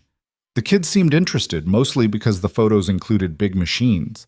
"Do you ever knock down buildings?" one girl asked. "Sometimes, when they're too old to be safe." "That sounds fun." "It's loud," Ethan said, "and messy. But yeah, sometimes it's fun." Clara went next. She didn't have a presentation, just talked directly to the kids about what nurses did, how they helped doctors take care of patients, how they made sure people got the right medicine, how sometimes they just sat with people who were scared and made them feel less alone. "My grandma was in the hospital," one boy said. "The nurse there was really nice." "I bet she was. Nurses are pretty great." Clara smiled. "Being a nurse means you get to help people on their worst days, and if you do it right, you make those days a little less scary." Rosie was watching Clara with complete attention, like she was memorizing every word. After the presentations, Mrs. Patterson thanked everyone. Parents started filtering out. Ethan and Clara hung back while Rosie gathered her things. "Thank you both for coming," Mrs. Patterson said. "Rosie's been much more engaged lately. It's good to see." "She's had a rough few months," Ethan said. "We're working on it." "I can tell, and having consistent support clearly helps." Mrs. Patterson glanced at Clara, then back at Ethan. "Are you two married?" The question hit like cold water. "No, Clara's a friend. She helps out with Rosie sometimes." "I see." Mrs. Patterson's tone was neutral, but something in her expression shifted. "Well, either way, the support is making a difference." She excused herself to deal with another student. Clara and Ethan stood in awkward silence. "That was pointed," Clara said quietly. "Yeah. People are going to assume things." "Probably. Does that bother you?" He looked at her. Really looked at her. Standing in a kindergarten classroom in clothes she probably couldn't afford, having taken time off work she didn't have, all because a 5-year-old asked her to show up. "No," he said. "It doesn't bother me." Something flickered in Clara's expression. Before she could respond, Rosie ran over. "Can Clara come to lunch with us?" she asked. "I have to get back to work, sweetheart," Clara said. "But maybe another time?" "Tomorrow?" "Rosie, Clara has her own schedule. We can't just—" "Tomorrow works," Clara interrupted. "I'm off at 3. I can pick you up from school if Ethan's okay with it." Ethan should say no, should maintain boundaries, should stop letting Clara deeper into their lives when he knew it would only make everything more complicated. "That's fine," he said instead. Rosie hugged Clara goodbye. They walked to the parking lot together, the three of them, and Ethan noticed other parents watching, whispering, making assumptions. Let them, he thought. Let them think whatever they wanted. That afternoon, he got a call from Patricia Martinez. "Mr. Vaughn, I need to schedule another home visit. Some questions have come up that I'd like to address in person." His stomach dropped. "What kind of questions?" "I'd prefer to discuss it during the visit. Are you available Monday morning?" "I have a meeting at 9. "This is important, Mr. Vaughn. I suggest you reschedule your meeting." It wasn't a suggestion. It was an order. Fine. Monday morning. She hung up without pleasantries. Ethan immediately called his attorney. She knows something, he said. Patricia Martinez. She's making another visit and being cagey about why. Did she say what prompted it? No, just that questions came up. His attorney was quiet for a moment. Has anything changed in your situation? New relationships, living arrangements, anything that might raise flags? Clara. She was asking about Clara. I have a friend who's been helping with Rosie, a nurse from the clinic, nothing inappropriate, just someone who's been supportive. How supportive? She comes over sometimes, helps with homework, picked Rosie up from school once or twice, came to career day this morning. Ethan, listen to me very carefully. Family court looks for stability and consistency. If they think you're introducing romantic relationships into Rosie's life when her custody is still being finalized, that's going to be a problem. It's not a romantic relationship. Are you sure? Because from what you're describing, it sounds like this woman is acting in a parental capacity. And if you're not married to her, if there's no formal commitment, the court is going to see that as unstable. So what am I supposed to do? Push away the one person who's actually helping us? I'm saying be careful. Be smart. Don't let your personal life complicate your custody case. She paused. Is this woman important to you? The question should have been easy to answer, should have been a simple yes or no, but it wasn't simple. Nothing about Clara was simple. Yeah, he said finally, she is. Then you need to decide what you're willing to risk. Because if this goes sideways, you could lose Rosie. Is this woman worth that? He didn't have an answer. Monday morning, Patricia Martinez arrived at 8:30. She declined coffee, sat in the living room with her notebook, and got straight to business. Mr. Vaughn, I've received some information that I need to verify. Is it true that you've been involving Clara Bennett, a nurse from the pediatric clinic, in Rosie's care? Clara's a friend. She helps out occasionally. How occasionally? I don't know. A few times a week, maybe. And what does this help consist of? She picks Rosie up from school sometimes, comes over for dinner, helps with homework, normal friend stuff. Patricia wrote something down. Does Rosie call her anything specific? A nickname? A title? She calls her Clara. Not Aunt Clara or anything similar? No. More writing. And how would you characterize your relationship with Ms. Bennett? Friendship? Something more? There it was. The question he'd been dreading. We're friends. That's it. But you'd like it to be more. I didn't say that. You didn't have to, Mr. Vaughn. I've been doing this for 15 years. I can read between the lines. Patricia looked up from her notebook. Here's my concern. Rosie has experienced significant trauma. She needs stability, not a revolving door of adult relationships. If you're pursuing something with Ms. Bennett, that needs to be serious and committed. Otherwise, you're setting Rosie up for another loss. Clara's not going anywhere. How do you know? You've known her for what, 2 months? That's not enough time to make promises. It's enough time to know she cares about Rosie. I'm sure she does. But caring isn't the same as commitment, and commitment is what Rosie needs. Patricia closed her notebook. I'm going to be direct with you. If this relationship with Ms. Bennett is casual, end it now. Don't let Rosie get more attached to someone who might not be there in 6 months. But if it's serious, then formalize it. Make it clear what role she plays in Rosie's life. Because right now it looks unstable. And unstable doesn't work in your favor. After she left, Ethan sat in the empty apartment trying to process what had just happened. Patricia Martinez had essentially given him an ultimatum. Commit to Clara or cut her out. As if it were that simple.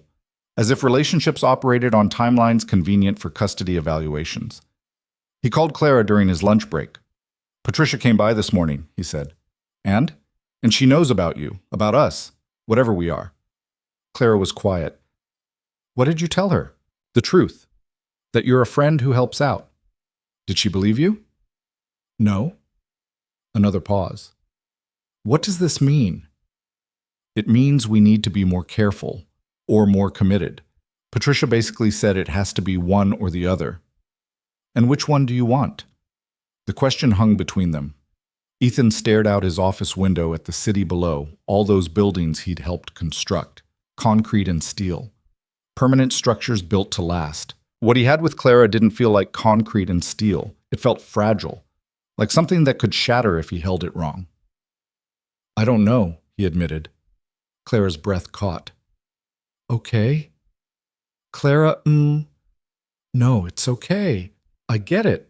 This is complicated. You've got a lot at stake. Her voice was steady, but he could hear the hurt underneath. Maybe Patricia's right. Maybe we should cool things off for a while. I didn't say that. You didn't have to. I'm not trying to push you away. I know, but maybe you should be. She was quiet for a moment. I'll still pick Rosie up today. I promised her. But after that, maybe I should give you some space. Let you figure out what you want without me complicating things. You're not a complication, aren't I? He didn't have a good answer to that. They hung up with everything unresolved. Ethan tried to work, failed miserably, left the office early and drove aimlessly, trying to clear his head. The problem was that Patricia was right. He was falling for Clara. Had been falling for her since the moment she'd seen through his billionaire facade to the terrified man underneath. And Rosie was getting attached. Was starting to depend on Clara in ways that would hurt like hell if Clara disappeared. But formalizing a relationship after 2 months felt insane. People didn't work that fast. Feelings didn't develop on custody evaluation timelines. Except his had. He picked up Rosie from Clara's apartment at 5. She'd kept her promise, had taken Rosie to the park after school. Rosie was chattering about the swings, about a dog they'd seen, about the ice cream Clara had bought her. Thanks for today, Ethan said to Clara at the door. No problem. Can we talk later, after Rosie's in bed? Clara hesitated. I don't think that's a good idea. Please. She looked at him for a long moment. Fine. Call me after 8. He called at 8:15. Rosie was asleep. The penthouse was quiet. Hey, Clara said when she answered. Hey, listen. About earlier. Ethan, don't. You don't owe me an explanation. Yes, I do. Because you've been showing up for us constantly, and I've been too scared to admit what that means. What does it mean? He closed his eyes. It means I don't want you to back off. It means I'm terrified of losing you, but I'm more terrified of pushing you away. It means Patricia's right. What we have is either serious or it's nothing, and I can't make it nothing. Clara was quiet for so long he thought she'd hung up. This is fast, she said finally. I know. We barely know each other. I know that too. And if this doesn't work out, Rosie's the one who gets hurt. Yeah. So why are we doing this?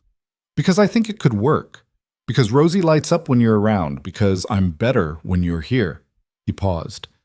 Because I'm falling in love with you and I don't know how to stop. The silence stretched. Ethan's heart pounded so hard he thought it might break through his ribs. I'm falling for you too, Clara whispered. And it scares the hell out of me. So what do we do? I don't know. But backing off isn't the answer. Patricia's right about that much. Rosie needs consistency. If I disappear now, that'll hurt her worse than anything else. So you'll stay? Yeah, I'll stay. She laughed shakily. Even though this is probably the worst idea either of us has ever had. Probably. They talked for another hour. About what staying meant. About how to navigate this without making things worse. About the fact that Linda Carmichael was definitely going to use this against Clara if she found out. Let her, Clara said. I'm done letting her control my life. The defiance was back. The recklessness that had shown up at career day. You could lose your job, Ethan reminded her. Then I'll find another job. But I'm not walking away from you and Rosie because some bitter administrator thinks she gets to decide what's appropriate. After they hung up, Ethan sat in the dark living room feeling like he'd just jumped off a cliff without knowing if there was water below. But he jumped. They both had. Now they just had to hope they could fly. The next 2 weeks were a strange balance of normalcy and tension. Clara came over most evenings, helped with dinner, with homework, with bedtime routines. She and Ethan were careful not to be too affectionate in front of Rosie, but the kid wasn't stupid. She could sense the shift. Are you and Clara dating? Rosie asked one night while Ethan was tucking her in. Would that bother you if we were? Rosie thought about it. I don't know. Sarah's dad has a girlfriend, and Sarah says she's annoying. Clara's not annoying. No, she's nice. Rosie pulled her rabbit closer. If you get married, will she be my mom? The question hit him sideways. Your mom is your mom, Rosie. Nobody can replace her. But if Clara and I were together, she'd be someone who cares about you, someone you could count on. Like a bonus mom? Yeah, like that. Rosie seemed satisfied with that answer. She settled into her pillow. Okay. Okay? Yeah, I like Clara. She can be my bonus mom if she wants. Ethan kissed her forehead, emotions threatening to choke him. Good night, sweetheart. Good night. He found Clara in the kitchen, washing dishes that didn't need washing. She did that when she was nervous, found tasks to keep her hands busy. Rosie just asked if you'd be her bonus mom if we got married, he said. Clara's hand stilled in the soapy water. What did you tell her? That you'd be someone she could count on. And what did she say? She said she likes you, that you can be her bonus mom if you want. Clara turned around, her hands dripping, her eyes were bright. That's a lot of pressure. I know. I don't know how to be anyone's mom. I barely know how to take care of myself. You're doing fine so far. She laughed, but it came out shaky. This is insane, Ethan. 2 months ago, I didn't know you existed. Now I'm apparently someone's bonus mom? You don't have to be. If this is too much, it's too much. But I'm not going anywhere. She wiped her hands on a towel. I talked to my supervisor today, asked if there were any openings at other hospitals. What? Why? Because Linda Carmichael is making my life hell. Because I'm tired of watching my back every second.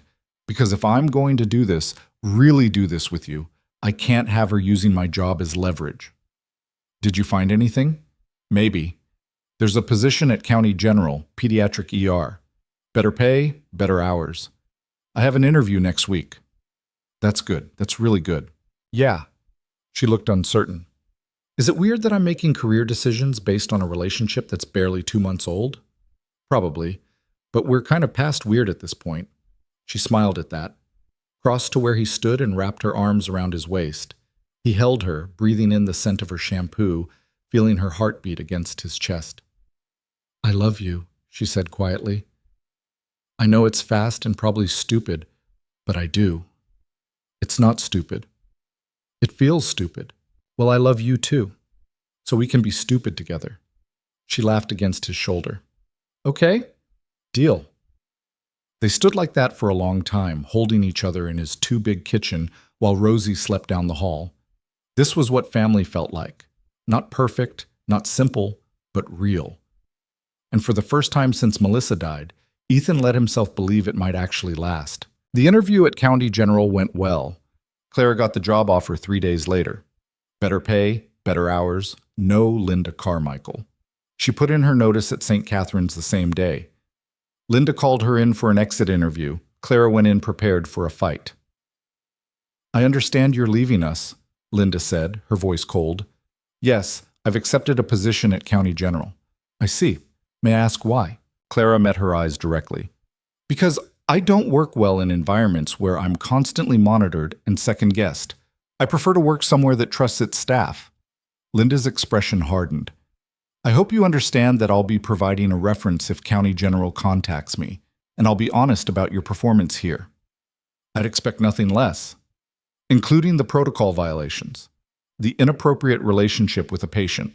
There was no inappropriate relationship. There was a nurse helping someone who needed it. If you can't see the difference, that's on you, not me. Linda stood. You're dismissed, Ms. Bennett. Please clean out your locker by end of shift. Clara left without another word. She texted Ethan from the parking lot. It's done. I'm officially free. He called immediately. How do you feel? Terrified, relieved, like I just jumped off a building. Welcome to the club. I've been feeling like that for months. She laughed. We're a mess, aren't we? The best kind of mess. Her last shift at St. Catherine's was Friday. She came home to a celebration dinner that Ethan and Rosie had attempted to cook. The chicken was burned on the outside and raw in the middle. The vegetables were somehow both mushy and hard. The rice was stuck to the bottom of the pot. This is terrible, Clara said, trying not to laugh. We tried, Ethan defended. You really did. She kissed him. Order pizza? Already done. Should be here in 20 minutes. They ate pizza on the living room floor, Rosie between them, watching a movie about talking animals. Normal. Domestic. Perfect in its imperfection. After Rosie went to bed, Clara and Ethan sat on the couch together. She had her head on his shoulder. His arm was around her. I start at County General on Monday, she said. Nervous? Yeah, new place, new people, but good nervous. You're going to be great. You have to say that. You're my boyfriend. I'm saying it because it's true. You're one of the best nurses I've ever seen. You've seen like 3 nurses total. Quality over quantity. She smiled, turned her head to look at him. Thank you. For what? For being worth the risk, for making me believe this could work. He kissed her, slow and gentle. We're going to make it work. Promise? Promise. Sunday afternoon, Patricia Martinez made an unannounced visit. She showed up at 3 o'clock, knocked sharply on the door. Ethan opened it to find her standing there with her omnipresent notebook. Ms. Martinez, I wasn't expecting you. Unannounced visits are part of the process, Mr. Vaughn. May I come in? He stepped aside. She walked into the living room where Rosie and Clara were building a blanket fort. Patricia's eyebrows went up. Ms. Bennett, I didn't realize you'd be here. I'm here most weekends, Clara said calmly. I see. Patricia pulled out her notebook. Rosie, can you show me your fort? Rosie hesitated, then beckoned Patricia over. She demonstrated the elaborate structure they'd built, pillows for walls, blankets for roof, flashlights for lighting. Very impressive, Patricia said. She turned to Ethan. May I speak with you privately? They went to the kitchen. Patricia closed the door. Mr. Vaughn, during our last conversation, I suggested you either formalize your relationship with Miss Bennett or end it. It appears you've chosen formalization. We're together. Yes. And how serious is this relationship? Serious enough that Clara is part of our lives, part of Rosie's life. Patricia wrote something down. I need to be frank with you. The court prefers stability, long-term, committed relationships. What you have with Miss Bennett is still very new. If it falls apart, that instability could impact your custody. I understand that. Do you? Because from where I'm standing, you're gambling with Rosie's future for a relationship that's barely established. Anger flared in his chest. With all due respect, I'm not gambling. I'm building a family. Clara loves Rosie. Rosie loves Clara. We're making this work. For now. But what happens in 6 months? A year? If this relationship ends, Rosie loses another important person in her life. She's already lost her mother. How much more loss do you think she can handle? Then I guess we'd better make sure it doesn't end. Patricia studied him. You really believe that? Yes. She closed her notebook. I'll be submitting my final evaluation to the court next week.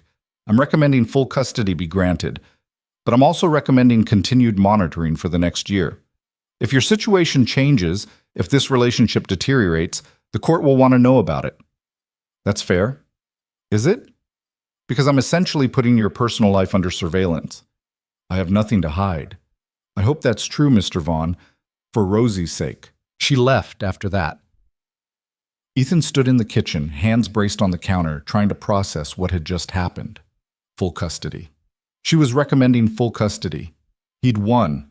Clara found him 10 minutes later, still standing in the same spot. Hey, you okay?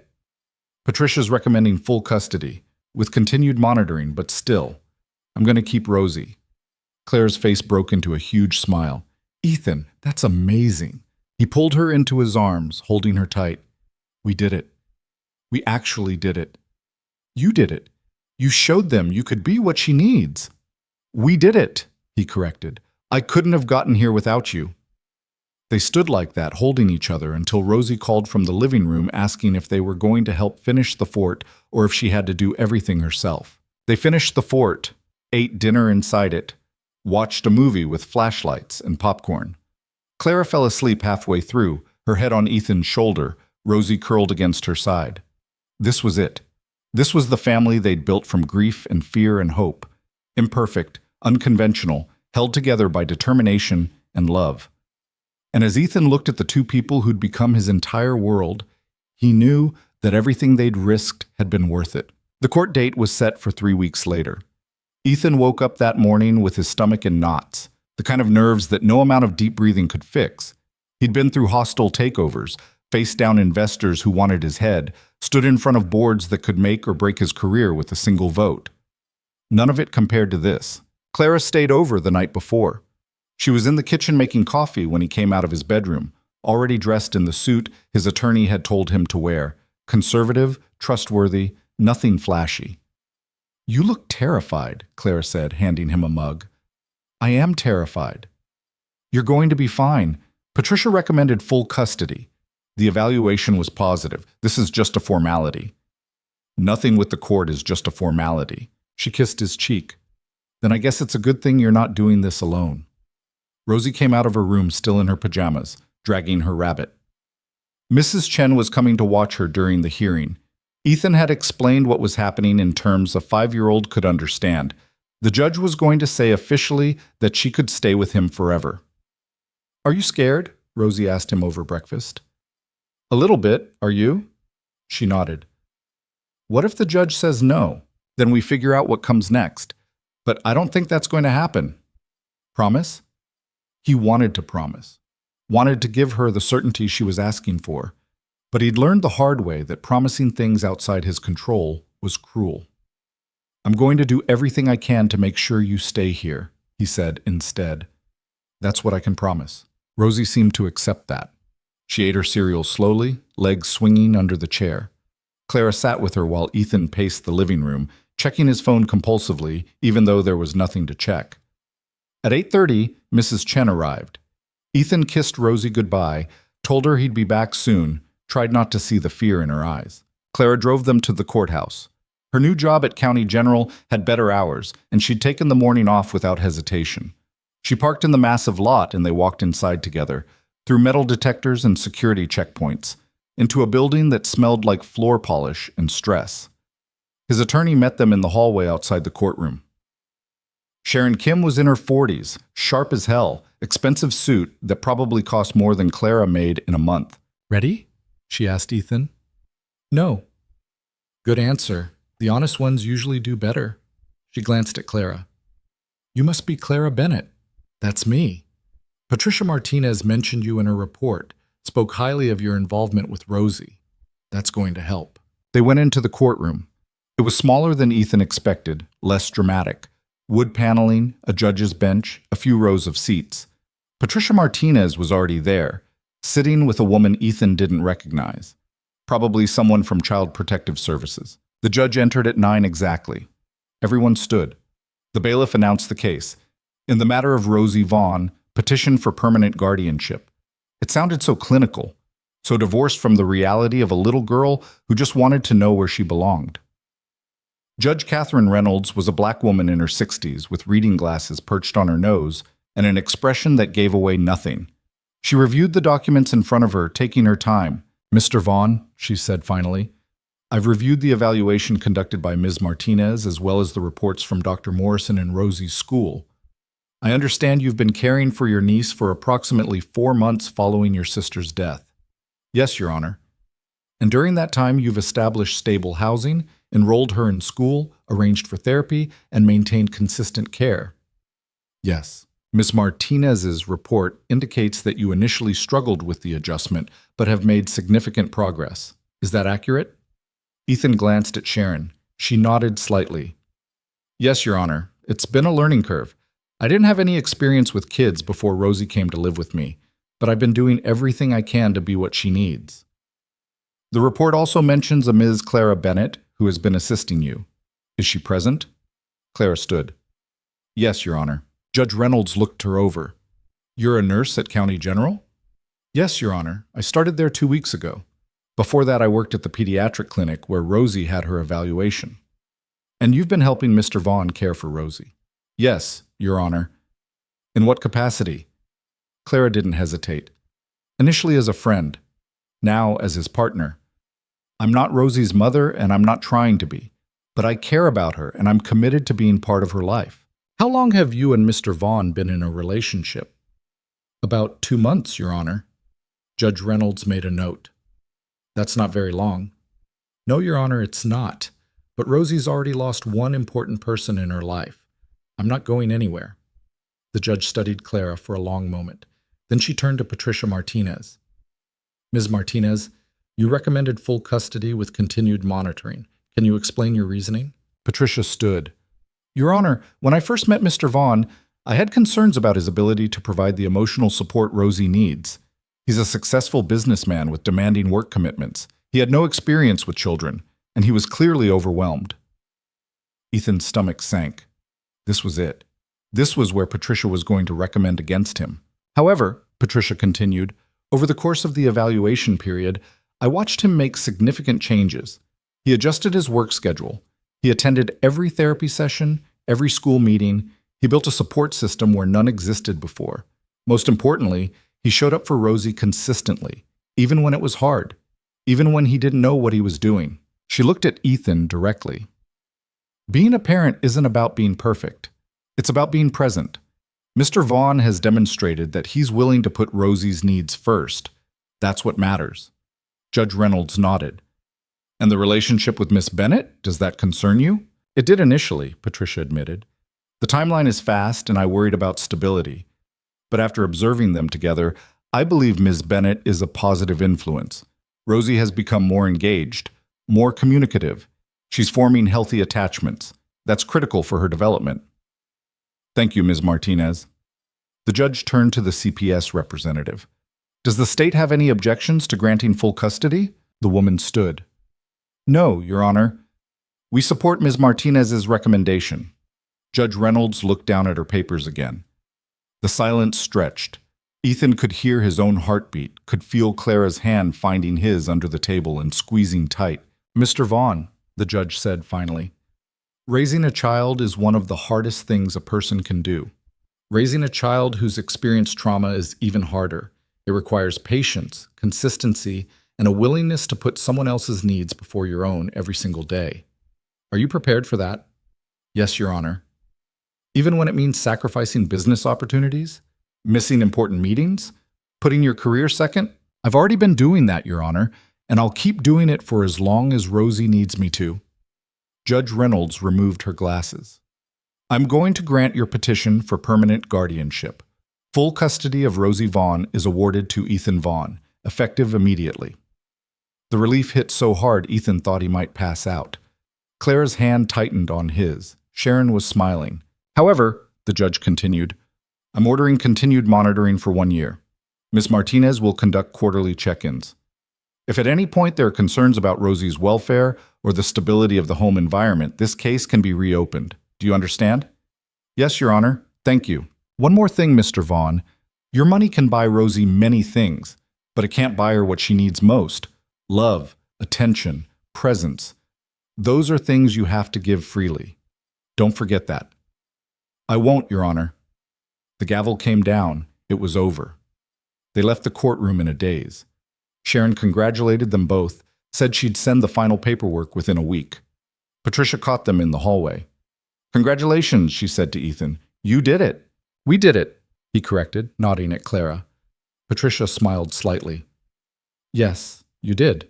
She turned to Clara. Take care of them. They need you. I know, Clara said.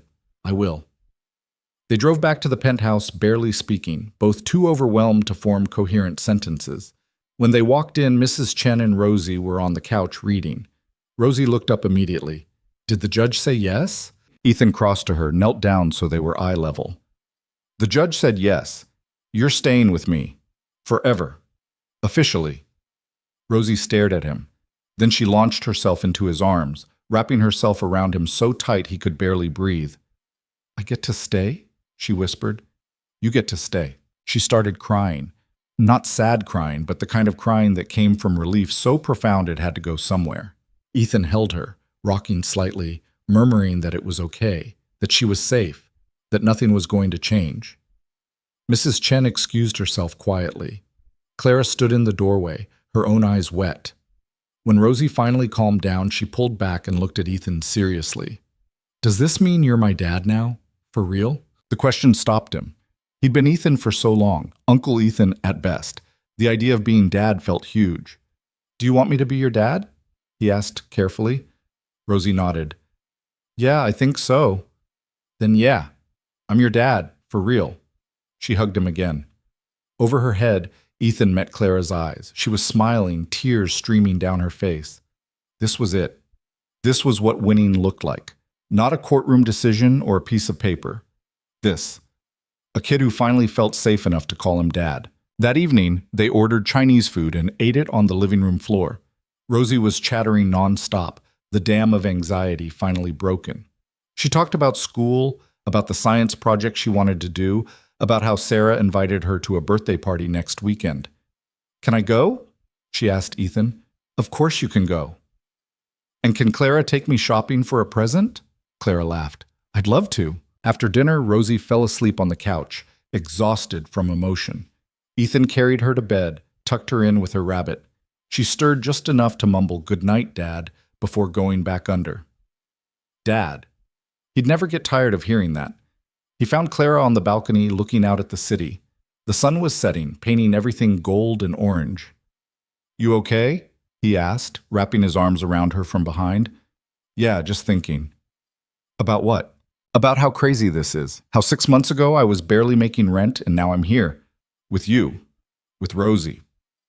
Building something that feels like family. Regret it? Not even a little bit." She turned in his arms. "I love you, both of you. So much it scares me." "Good scary or bad scary?" "Good scary.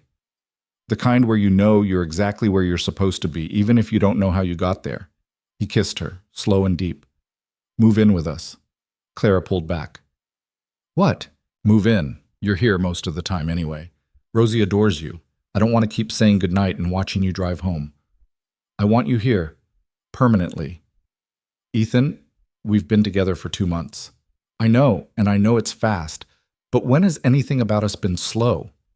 He cupped her face. "I'm not asking you to marry me. Not yet. I'm just asking you to be here, to stop pretending you're not already part of this family." Clara stared at him. "This is insane." "I know. People are going to think we're crazy. Let them. What if it doesn't work out? Then we'll deal with it. But I'd rather try and fail than never try at all." She was quiet for a long moment. Then she smiled. "Okay. Okay? Yeah, okay. I'll move in. But I'm keeping my apartment for 3 months, just in case." "That's fair." "And we're telling Rosie together, making sure she understands what this means." "Agreed. And if Linda Carmichael somehow finds out and has opinions about it, I'm ignoring her completely." Ethan laughed. "Deal." They told Rosie the next morning over breakfast. She took the news with surprising calm. "So Clara's going to live here?" she asked. "Yeah," Ethan said. "Is that okay with you?" Rosie thought about it while eating her cereal. "Will she have her own room?" "She'll share my room."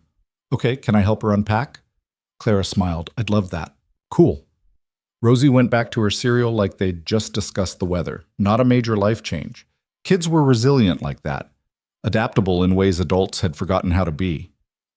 Clara moved in over the next 2 weeks. She didn't have much. Her apartment had been furnished and most of her possessions fit in a dozen boxes. But watching her unpack those boxes in his bedroom, hanging her scrubs next to his suits, putting her toothbrush next to his in the bathroom, it felt monumental. This was real. This was happening. They were building a life together. Rosie helped organize Clara's books on the shelf. Mrs. Chen made approving comments about having another woman in the house. Ethan's assistant sent a fruit basket with a note that said, "Congratulations on your rapidly evolving personal life." Even his CFO made a joke about him finally settling down. The only person who had a problem with it was Linda Carmichael. She called Clara 3 weeks after the move, ostensibly to follow up on an insurance matter from her old employment. But the conversation quickly turned personal. "I heard you moved in with Mr. Vaughn," Linda said, her voice dripping false concern. "That was fast." "My personal life isn't your business anymore, Linda. I'm simply concerned about professional boundaries. You were his niece's nurse. Now you're living with him. That doesn't look appropriate." "I was never Rosie's nurse. I was a nurse at the clinic where she had one evaluation. And even if I was, I don't work there anymore. I don't work for you, so again, not your business." Linda's voice hardened. "You think you're untouchable now, but you're not. If this relationship affects that child negatively, I'll make sure everyone knows you contributed to it." "You do that, Linda. Spend your time trying to tear down other people's happiness. I'm sure that'll work out great for you." Clara hung up before Linda could respond. Her hands were shaking. Ethan found her 10 minutes later, sitting on the edge of their bed staring at her phone. "What's wrong?" She told him about the call. His expression darkened. She can't do anything to you. You don't work for her anymore.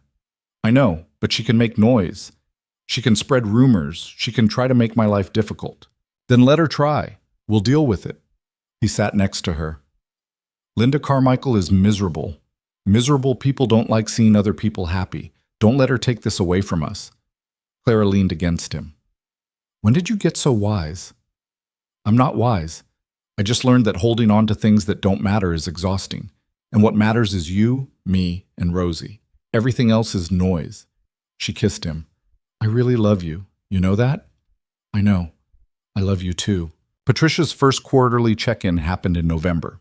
She showed up unannounced on a Saturday morning, caught them in the middle of making pancakes.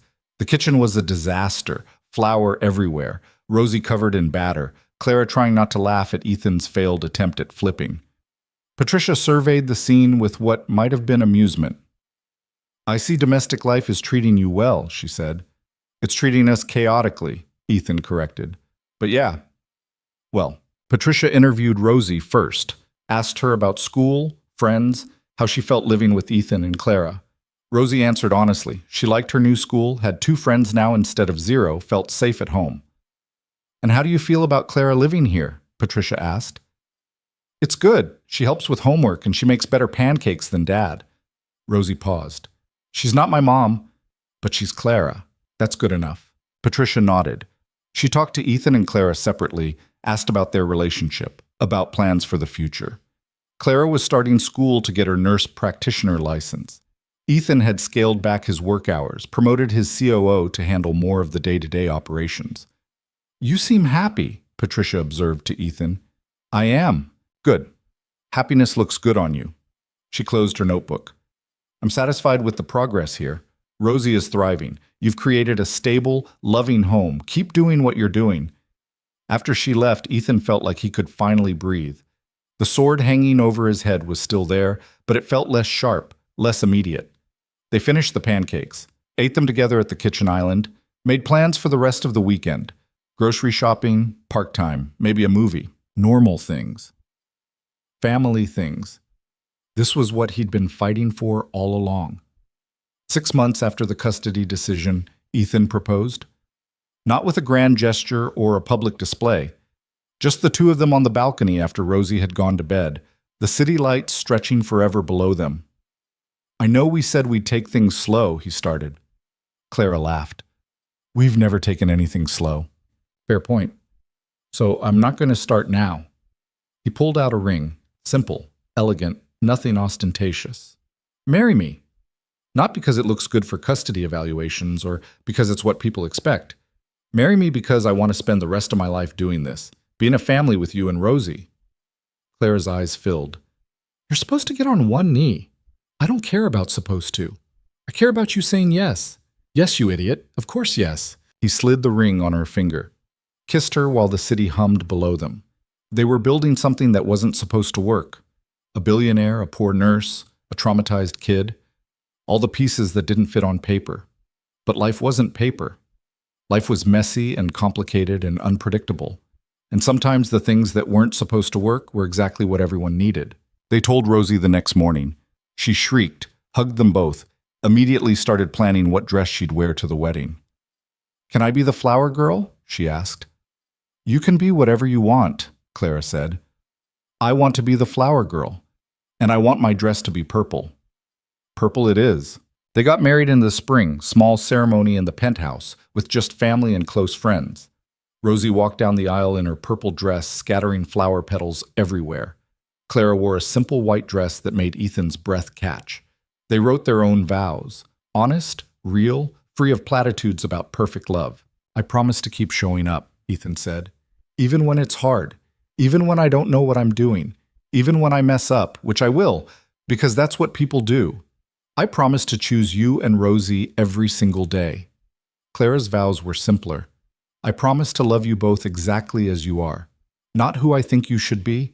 Not some perfect version, just you. That's enough. That's everything. They kissed. Rosie cheered. Mrs. Chen cried. Even Patricia Martinez, who'd been invited against all logic, looked pleased. Afterward, at the reception, Rosie pulled Ethan aside. Are you happy, Dad? She asked. The question surprised him. Yeah, sweetheart, I'm really happy. Are you? Yeah, she grinned. We're a real family now, like Sarah's family. But better. Why better? Because we chose each other. Sarah's family just happened. We made ours on purpose. Out of the mouths of children. Ethan pulled her into a hug, overwhelmed by the wisdom of a 6-year-old who'd learned too early that families weren't always guaranteed. That night, after the last guests left and Rosie was asleep, Ethan and Clara stood in their living room surrounded by wedding debris. Flowers wilting in vases, empty champagne glasses, a half-eaten cake. We did it, Clara said. Yeah, we did. I was so scared 6 months ago, terrified this would fall apart. And now? Now I'm still scared, but it's different. It's the kind of scared that comes from having something worth losing. Ethan pulled her close. You're not going to lose us. Promise? Promise. They stood like that for a long time, swaying slightly to music only they could hear. Outside, the city continued its endless hum. Inside, they'd built something that felt like home. The year of monitoring ended without incident. Patricia's final report was glowing. Rosie was thriving. The home environment was stable. The family unit was functioning well. Judge Reynolds closed the case permanently. Ethan read the final order alone in his office, the document that said officially, legally, irrevocably that Rosie was his daughter, that nothing could take her away now. He thought about his sister, about Melissa trusting him with the most important thing in her life, about how terrified he'd been that he'd fail her. He hadn't failed. He'd stumbled, struggled, nearly fallen apart, but he'd kept showing up, and somehow, impossibly, that had been enough. Clara found him there an hour later, still holding the document. You okay? She asked. Yeah, just thinking about how different everything is from a year ago. Good different. The best different. He pulled her onto his lap. Thank you for taking a chance on us, for seeing past the mess to what we could become. You keep thanking me. I keep telling you to stop. I know, but I'm stubborn, she laughed. Among other things. They sat together in the quiet office, the city sunset painting everything gold through the windows. Downstairs, Rosie was probably doing homework or building something elaborate with blocks. Their daughter. Their family. Nothing about their story had gone according to plan. Ethan had never intended to become a father. Clara had never planned to fall in love with a billionaire. Rosie had certainly never chosen to lose her mother. But life didn't ask permission. It just happened. And the question wasn't whether the circumstances were perfect. The question was what you did with the cards you were dealt. Ethan had learned that love wasn't about grand gestures or perfect moments. It was about showing up on the hard days, about making breakfast when you were exhausted, about holding someone while they cried, about choosing to stay when leaving would be easier. Clara had learned that taking risks could lead somewhere beautiful, that protecting yourself completely meant missing out on everything that mattered, that sometimes the scariest thing was also the rightest thing. And Rosie had learned that family could be chosen, that losing someone didn't mean you'd lose everyone, that happiness could exist even after grief. These were the lessons that couldn't be taught in books or bought with money. They had to be lived, earned through struggle and doubt and the terrifying act of trusting that tomorrow might be better than today. 5 years later, they'd have another daughter. Clara would accidentally get pregnant despite their careful planning, and they'd spend 9 months equal parts terrified and excited. Rosie would be an amazing big sister. The family would expand to include scraped knees and science fairs and parent-teacher conferences. But all of that was future. Right now, in this moment, they had enough. They had each other. They had a home built on honesty instead of perfection. They had love that had survived scrutiny and doubt to become something unshakable. And really, what more could anyone ask for? Ethan's journey had taught him that being rich meant nothing if you were empty inside, that the things he'd thought were victories, boardroom wins, financial success, corporate dominance, paled next to the victory of Rosie calling him dad, of Clara choosing him every morning, of building something that couldn't be bought or sold or traded. True wealth wasn't in his bank account. It was in the laughter echoing through his apartment, in the crayon drawings stuck to his refrigerator, in the woman who'd seen him at his absolute worst and stayed anyway. The penthouse hadn't changed much physically. Same floor-to-ceiling windows, same expensive furniture, but it felt completely different now. It felt lived in, loved in, like a home instead of a hotel. That evening, the three of them sat on the balcony watching the sunset. Rosie was nestled between Ethan and Clara, her head on Clara's shoulder, her hand holding Ethan's. "I love you guys," Rosie said out of nowhere. Clara kissed the top of her head. "We love you too, sweetheart." "Forever?" Rosie asked. "Forever," Ethan confirmed, and he meant it. Whatever challenges came next, and there would be challenges, because life was nothing if not complicated, they'd face them together, as a family. Imperfect, unconventional, but absolutely real. The city lights began to flicker on below them, millions of individual stories playing out in millions of individual homes. Some stories would be sad. Some would be triumphant. Most would be some messy combination of both. But this story, their story, had found its way to something worth keeping, something worth fighting for, something that proved that the best things in life couldn't be planned or controlled. They could only be lived. And as the last light faded from the sky and the stars began to appear, Ethan Vaughn, billionaire, father, husband, realized that he'd finally found what he'd been searching for all along without knowing it. Not success, not security, not even happiness, exactly. He'd found home, and it had been worth every terrifying step of the journey to get there.